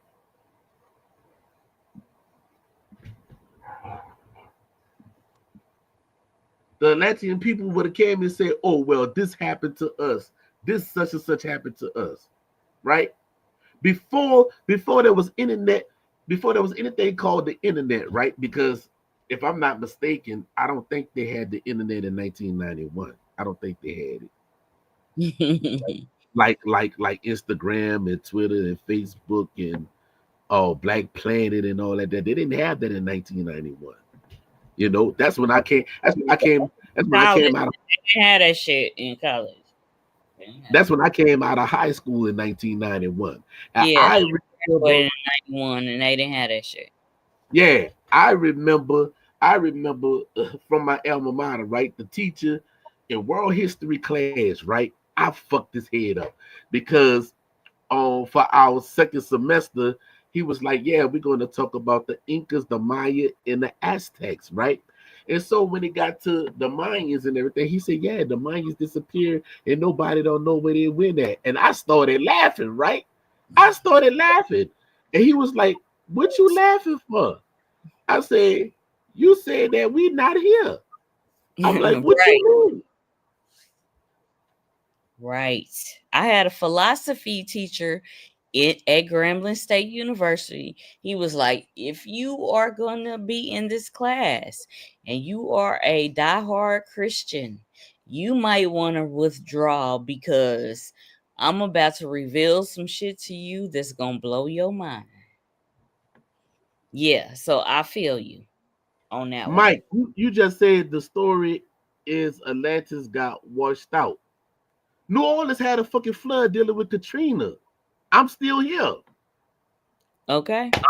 I'm still here. I'm able to tell you the story about what happened to Katrina. What happened for Katrina? Because that's something catastrophic. That don't mean that everybody had to die in a catastrophic event. Right. Over history, it's been floods, volcanoes. By every element, there has been some kind of catastrophe. Famine. Yeah. All that there. Somebody is still living to tell the story.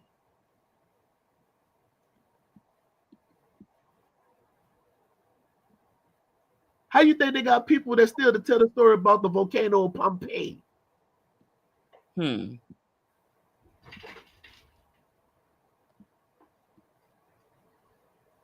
When catastrophic things start to happen, people start migrating. And then they tell you about the migration because we had to leave. It's just like I had to tell my history teacher, you say the people in them just up and vanished. No, they left before Cortez and them can get there. And they came up here.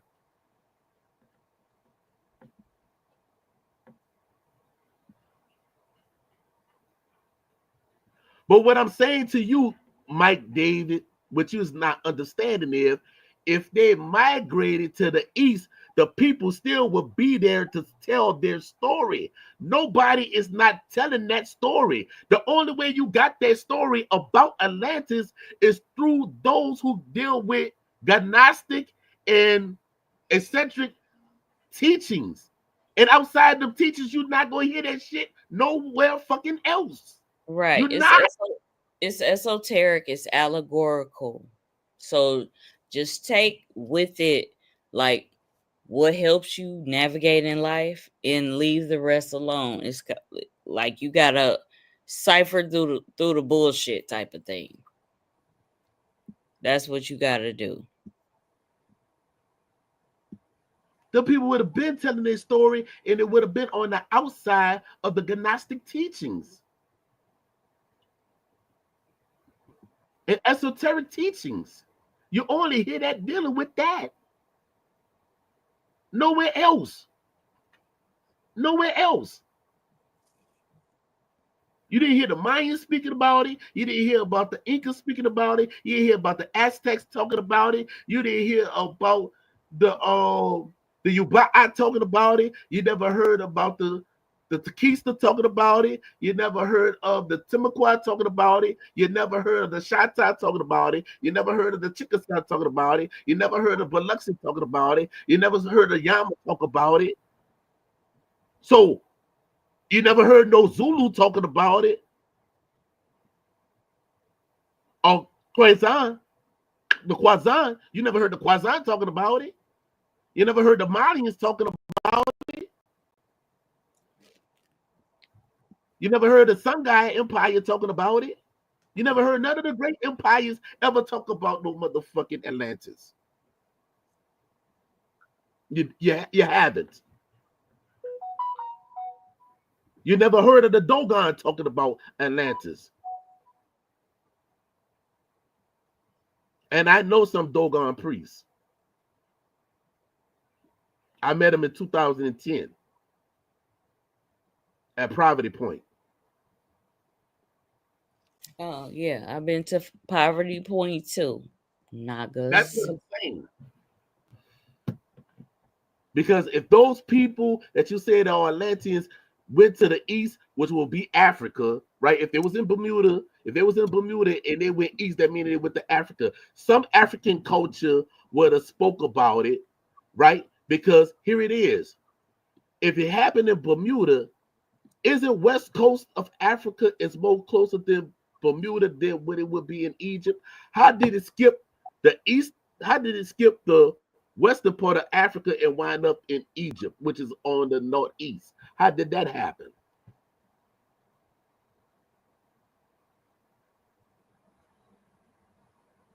No, you're not listening to what I said. I didn't say that you said it. If that was anything going on, everybody would have known about Atlantis. That's what I'm saying.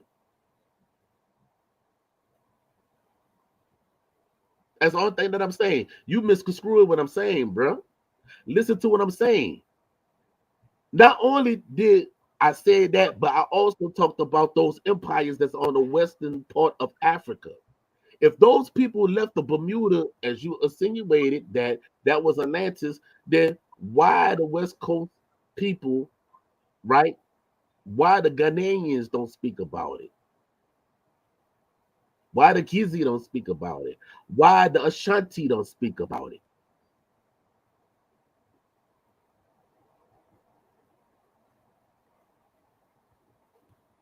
Why the Senegalese don't talk about it? That's what I'm saying. Because if they left Atlantis, I'm pretty sure that they would have emerged within somebody else's culture and they still would have kept their story. But nobody don't speak about that. That's what I'm saying.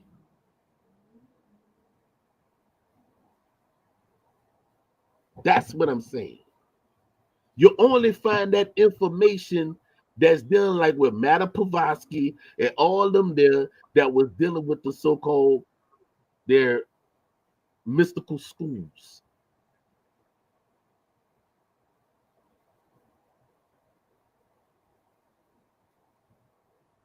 That's what I'm saying, bro.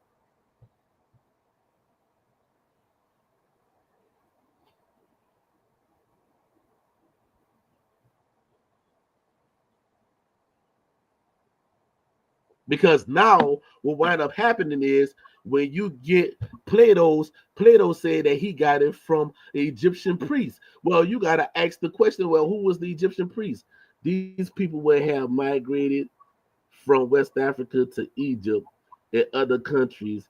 It's just a simple migration and how it works, and it happened to be long ago. That story would have been passed down. So, by why nobody isn't speaking about the story if that was the case, young man? That's what I'm saying. That's what I'm saying. That story would have still been in the West Africa going into Egypt. But yet, now you got to go to the timeline. Because if you really want to be technical, and I'm about to be a real Aries asshole right now, well, why ChitoPa Mariam never spoke about it? And he was before Atmos. You forgot Egypt had 33 motherfucking dynasties. You had the pre-dynastic Egypt. Why they never spoke about Atlantis? Now I'm about to get on that ass dealing with the information. They called it something else. It was allegorical type of thing. I know what you're saying, cuz, but hear me out. You had pre-dynastic Kemet, okay? Right. Why they never spoke about it? Right.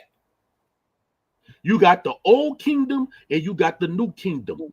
Yes. Why it was only heard in the new kingdom but not heard in the old kingdom? That's the fucking point that I'm getting to. Because you have to remember, you got to remember, Plato's and Socrates and them, they didn't come at the height of the Kemet civilization. They came on the decline. Right. Way later. So the priest that he got the name from didn't even much have a motherfucking Egyptian name. He had a Greek name. So what the fuck that tell you? That's the only thing I'm saying, bro. Yeah, I guess he want to know. So he like trying to ask us in another way. He know you gonna tell him cuz you gonna tell Yeah, him. because it don't have nothing to do with the Americas in no shape, form, or fashion. And if you didn't know, the Bohemians, them, they're also family of the Arawaks and the Taínos, but you ain't hear from me. All That's right. another reason. What That's what another what? reason why. So how these people are Arawaks and Taínos and stuff, but you say that they're Atlanteans? Nah, that's not it. So that's the Yeah, end of that case right you there. mean But The Negro Indians. No. we at the beat witching hour. You know what I'm saying? It was a it was a good question, bro. It was a good question, but that Atlantis stuff, it's not real. I had to bust somebody's face on Yeah, Facebook it's an about it. allegory. It's an allegory. That's all. It lets you know about basically our ancestors from way back in the day. They could tap into their spiritual, mental, and physical abilities more than us today because we've been dealing with all kind of shit that they put in our food, etc. So our ancestors of old, they was tapping into their real shit. So that's their If you want to get into Europe, we can get into some Europe shit. You know what I'm saying? We could get into the Grimaldis. You know what I'm saying? If you like, we could get into what old boy and them dealing with all that shit. Um uh we could deal with the Spartans. We could deal with the Troyans. You Mhm. know what I'm saying? We can get into it, bro. I'm very well versed in that type of shit, dude. You know what I'm saying? It I mean, we could get into that next Sunday, but those people, no, that's not no Atlanteans, bro. They when they spoke, they said that the Atlanteans in them fought against the Troys, dealing with Troy. They say they fought against the fleet of Troy in the Mesopotamian Sea. You know what I'm saying? That's what that was said. And anytime they talk about Hercules, now you're going to Greek and and Greco-Roman shit. You know what I'm saying? You know, and then you would have to say, well, what is the language of the Atlanteans? What is the pantheons? You got to get into it. All that comes into play. You know what I'm saying?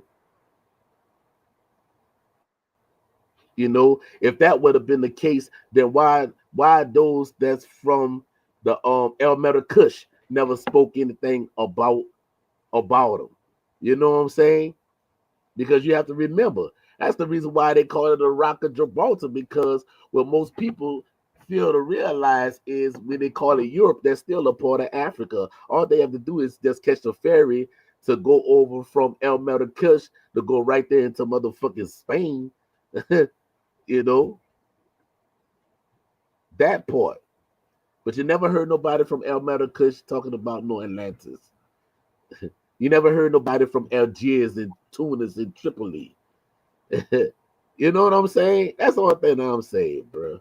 Because all them people had a common thing and stuff, dealing with ancient history in the ancient world, dealing with the Phoenicians. The Phoenicians in them, they ain't even talk about the Atlanteans. And the Phoenicians in them, they was the ones that was the travelers and the seamen for the ancient Comedians when it came to long distance seamen. That part. They don't even much speak about no Atlanteans. That's what I'm saying. But that's a good question though. But yeah, that's dealing with that. But nah, that was no Atlantis. That was no Atlantis.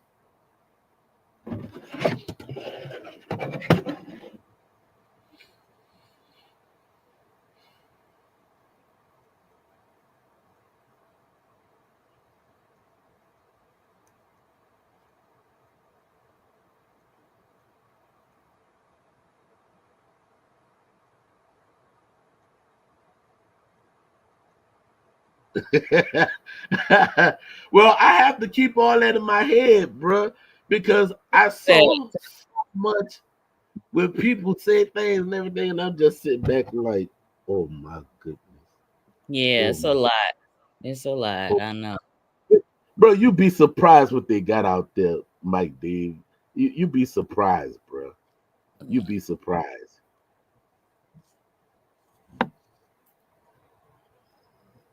Yeah, it's a lot.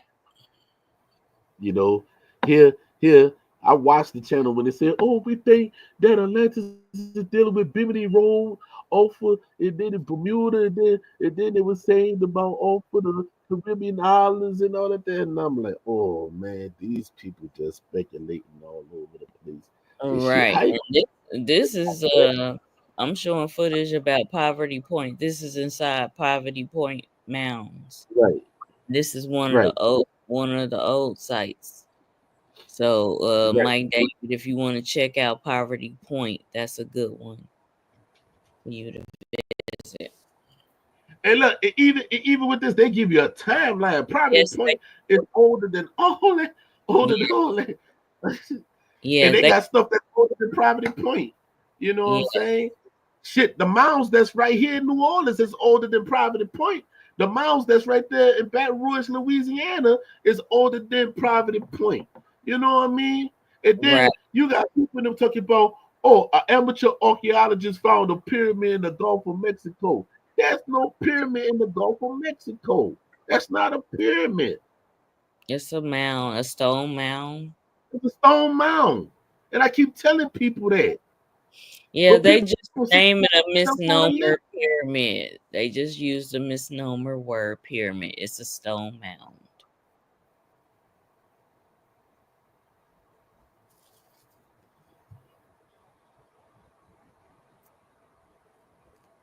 Yeah, the Medici family. The Medici family. Yeah, the Medici family and the Huguenots and all them there, and they came here and they married into the indigenous women and Right. They got everything. them some Choctaw wives, as I showed y'all Right, earlier. Rewind right, earlier when it talks right. about the Huguenots. They got them some Choctaw wives. And they said if you don't Yeah. got a Choctaw wife, you might as well be single. Because the Choctaw wives is the shit. Basically, that's what they were saying in layman's terms. Translation.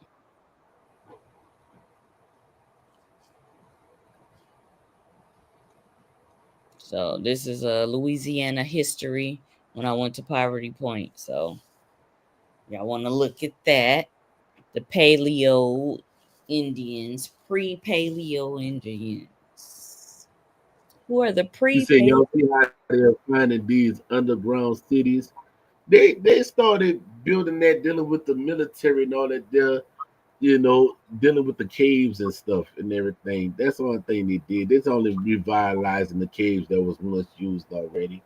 Because I had to laugh at a Pan American, Pan African, and it was like white people lived in caves and stuff and everything. And I'm like, y'all didn't know niggas and them lived in caves too. Fuck. Y'all know Right. you Exactly. got the Exactly. Euclid Exactly. caves out there in Georgia, you got caves here in Louisiana. So yeah, you Right. had Indians that lived in caves and shit before they started building tiki and huts and all that there. You know.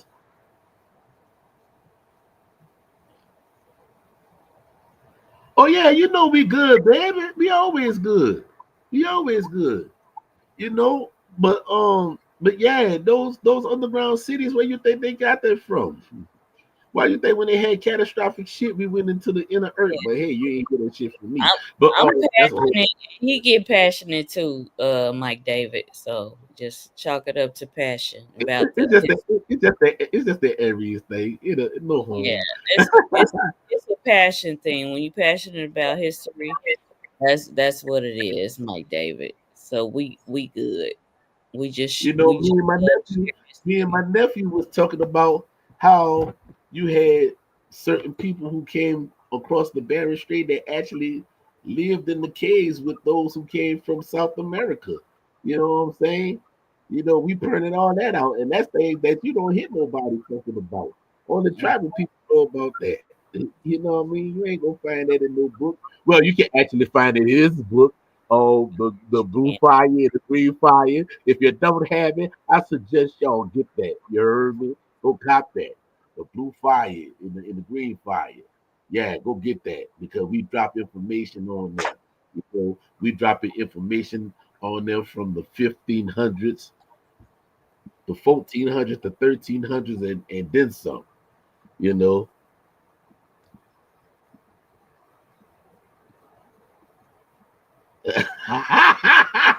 yeah, that's over there by my cousin Mac. You heard me? So yeah.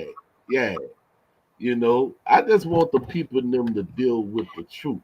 You know what I'm yeah, saying? that's our And other people. like I said on my nephew podcast today, people want to talk about the fire, but they haven't got burned by the fire. You know what I'm Hey, saying?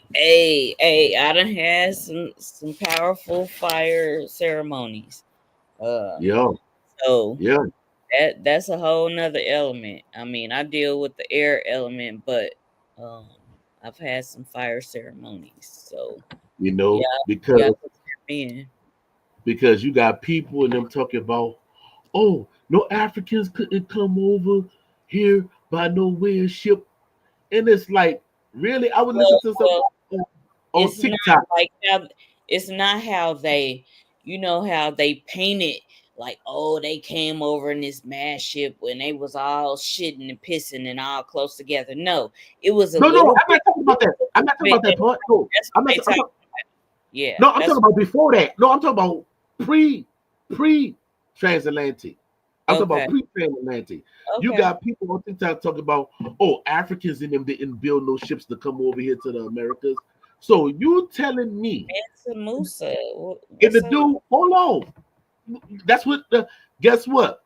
You got Muslim scholars that's now coming out that's dealing with Mansa Musa and everything, dealing with the Malian Empire and stuff, but the French and them trying to suppress that information. But it's like this: you're telling me that, and this is what the dude asked the African, and then bust this fucking ass.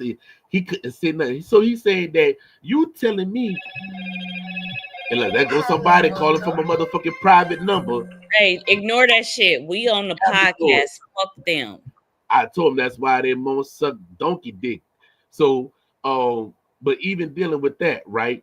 Um, so, so with that, so you telling me that the Africans can build every other structure, but they can't build a structure to come across water?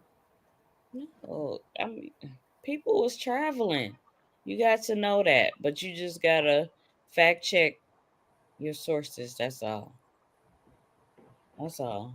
And whoever called privately, if you think I'm gonna change my motherfucking number, bitch, you got me fucked up. Any He playing anyway, with we having Southeastern Talking Stick Podcast with Yvmvse ChitoPa and Christina or RRJXi tips on this. So resume business. We on business. We standing on business right now. And we ignore distractions. We ain't fucking with distractions. And y'all don't want to catch me today. Y'all don't want to catch a Libra when she done had a fucking enough. Y'all think all them other signs is fucked up? Nah. Libra is karma. Karma coming to ride on that ass. So don't play. Don't play. oh, my nephew podcast is Wale Origins. That's his podcast. Yeah, y'all could check it out. That's our nephew, our family. He be putting in work. Hello, Moto. Yeah, I know who it is. yeah.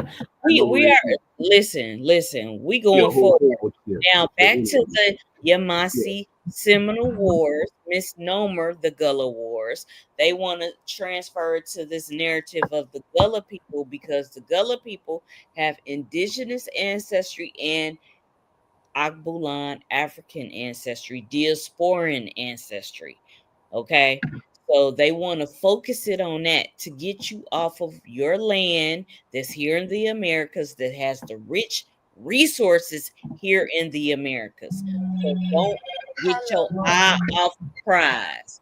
your eye on the prize, which is your land here in the Americas and the resources on your land in the Americas. Stay focused, people. Stay focused. That's all I got to say. Yeah.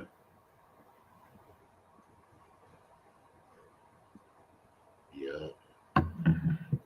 So, Hello. anybody got any comments or questions? Anybody want to join? Can you mute your phone, cuz? Yeah. Because they trying to be a distraction, and we gonna shut that shit down. Right. Because they don't want to fuck with me today. They don't. Because I'm calm until something tips the fucking scales. They don't want to fuck with me today.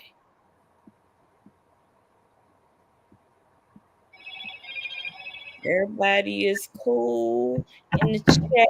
We thank y'all for tuning in with us, spending time with us as we share, history and talk about Negro Indian, her story, history. We appreciate y'all. If y'all ever want to support us, y'all can get some of our merch. If y'all want to support us, or y'all can like or subscribe, it's up to y'all. Whatever y'all want to do is cool with us. It's cool with us.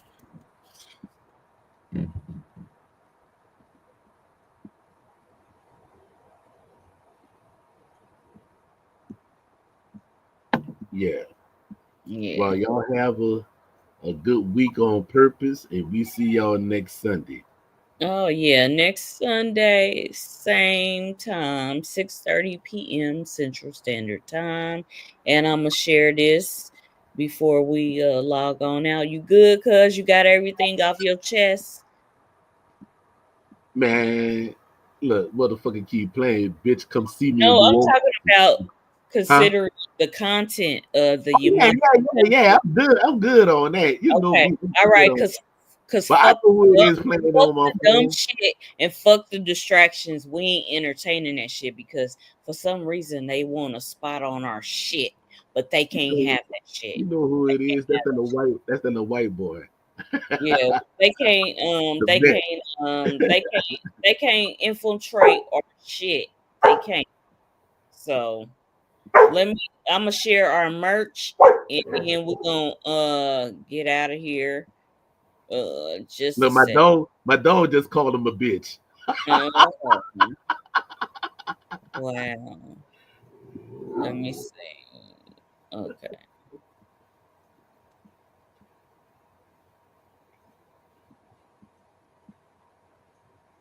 We got merch if y'all want to support us, or y'all can like, share, subscribe. We include y'all in our Sunday panel discussions unless we having a special guest. And then towards the end, we have questions and answers if somebody want to join in.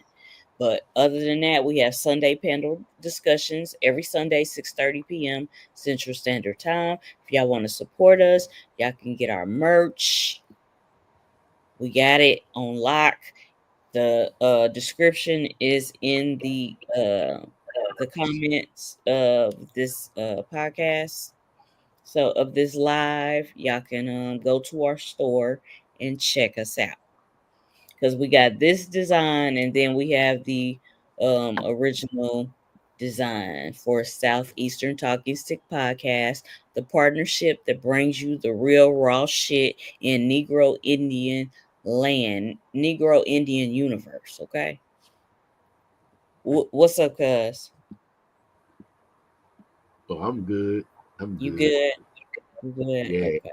Keep on pressing the button when he All calls. right. Well, I'm glad you good. We good. And check our resume. We both got a fucking resume in this Negro Indian spirituality and culture, bloodline, genealogy, all that shit. Check our resume. We'll see y'all next Sunday. Oh, Peace. question. When our anniversary is? It is coming up soon. I believe it's the 20 something. Let me check real quick. Let me fact check that shit. Just a second.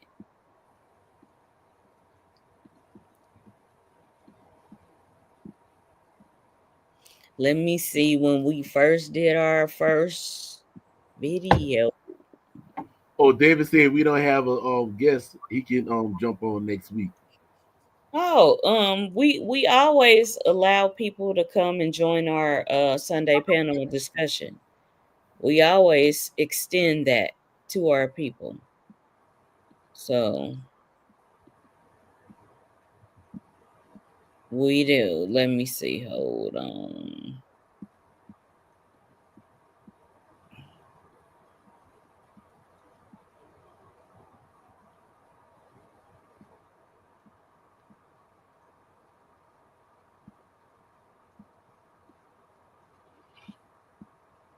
Okay, so all the time, cuz. All the listen, time. because Yeah. March 21st is our anniversary. March 21st is the anniversary of this partnership of Southeastern Talking Stick Podcast. So let me see what day the 21st is on. Let me check that shit out real quick. Damn. How many shows that we did between that? Plenty. That's a Friday. We can come on for like 30 minutes to an hour on March 21st. It is March 9th. So we're gonna do a Sunday panel discussion next weekend, next Sunday, which is March 16th. But then after that, we're gonna have the 21st is our anniversary of this partnership, putting it down in Negro Indian history, her story. Right. Okay. So y'all can join us both days. Right. Okay. So we'll be back this Sunday coming up. And if y'all want um a certain topic, or y'all want us to talk on some shit or answer some questions, y'all can Yes, look. March the 21st is the first day of spring, and that's the start Yes. of Aries. And it's the new year. Yeah, that's my doppelganger, my other side of my sign, Libra. And the other side of your sign is Libra. Yeah. We So bring justice. We bring justice in this yeah, motherfucker. just I'm just Judy in this bitch. Stop playing. But yes, so thank y'all for tuning in. We appreciate y'all, all the love and support that y'all have given us thus far. Yeah, it's the spring Yes. equinox. That's right. Yes, it says March 21st. Y'all see that right there? That's when we launched our YouTube channel. All right, our podcast. All right. And just because this says this here, we got plenty viewers. We got a lot of people that's nosy and observers that haven't subscribed. We just got the solid people that have subscribed. The other people, they just observers. They just want to be nosy and shit. Some of them want to start shit, but y'all don't get no play over here. Okay? And we like to thank those who did subscribe. You know, y'all Yeah, y'all rolled y'all we rolled with us from the beginning appreciate the whole year. I didn't know I could talk about shit for a whole year. I didn't know that. whatever. Well, Whatever, I do because you know your ass love to talk. Well, I talk, I got something to say. Sometimes, a lot of times I observe shit. I'll see a motherfucker see all they dirty shit, all they ugly shit, and I might not speak on it until I'm led to speak on it. But you know your ass love to talk. Now Yeah, I I'll got talk some about archives some from shit. I'll talk about shit that I'm real passionate about, or some yeah. shit that I need to speak on. But you know your ass love to talk, so you know your ass could talk for three fucking what? I won't say 365, but for 52 Sundays, because it's 52 weeks in a year. So you know your ass could talk for 52 Sundays. Stop playing. That's how many Sundays it is. Yeah, 52 weeks in a year. Oh shit. God damn. Yep. So we'll be celebrating that. We'll do a little special 30 minutes to an hour on the 21st.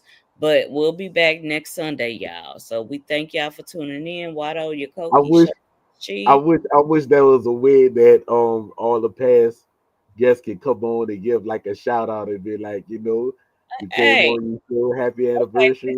we gonna extend the talking stick. All of Yeah, our past guests Southeastern Talking Stick Podcast. If you want to send us a shout out, a little short video that we can share yeah, on our channel on how much you just vibe with us or appreciate us or you got something to say about us, just hit us. Hit us in the comments, in the DMs, or our email. yeah. So we It appreciate could be y'all too, since y'all been on here saying how you. Yeah. much it enrich your life or help you understand what the fuck is going on. You know what I'm saying? Hey, every little bit helps because we don't ask for no monetary stuff. I'm doing this shit out the kindness of my heart. You Yeah, know, I am too. We no, do no, this because this is the hey, shit that we love. you don't hear me every 10 minutes donate. You don't hear me saying Right, that. The right. motherfucker be sound like preachers and shit. this Right, right, right. We is don't my even cash app. got a cash app like that. But we do have merch. That's one way. If y'all Yeah, want to support us, y'all can purchase merch. But yeah, we ain't screaming, get our cash app, none of that shit. We ain't yeah, doing that shit. yeah, No. If you yeah. want You're right. to, Oh, wonderful storm. You gotta laugh out loud. So yeah, you do. Yep. He said, real New Year, the real one. That's what's up, Mike David. And it is the spring equinox. That equal, that's that Libra Aries shit. And on a whole, that's on another level. That's just on another level. But Southeastern tribal bloodline shit. Okay? That's what right, it is. right. They can't stop the rain of information over here. You heard me. Right. Right.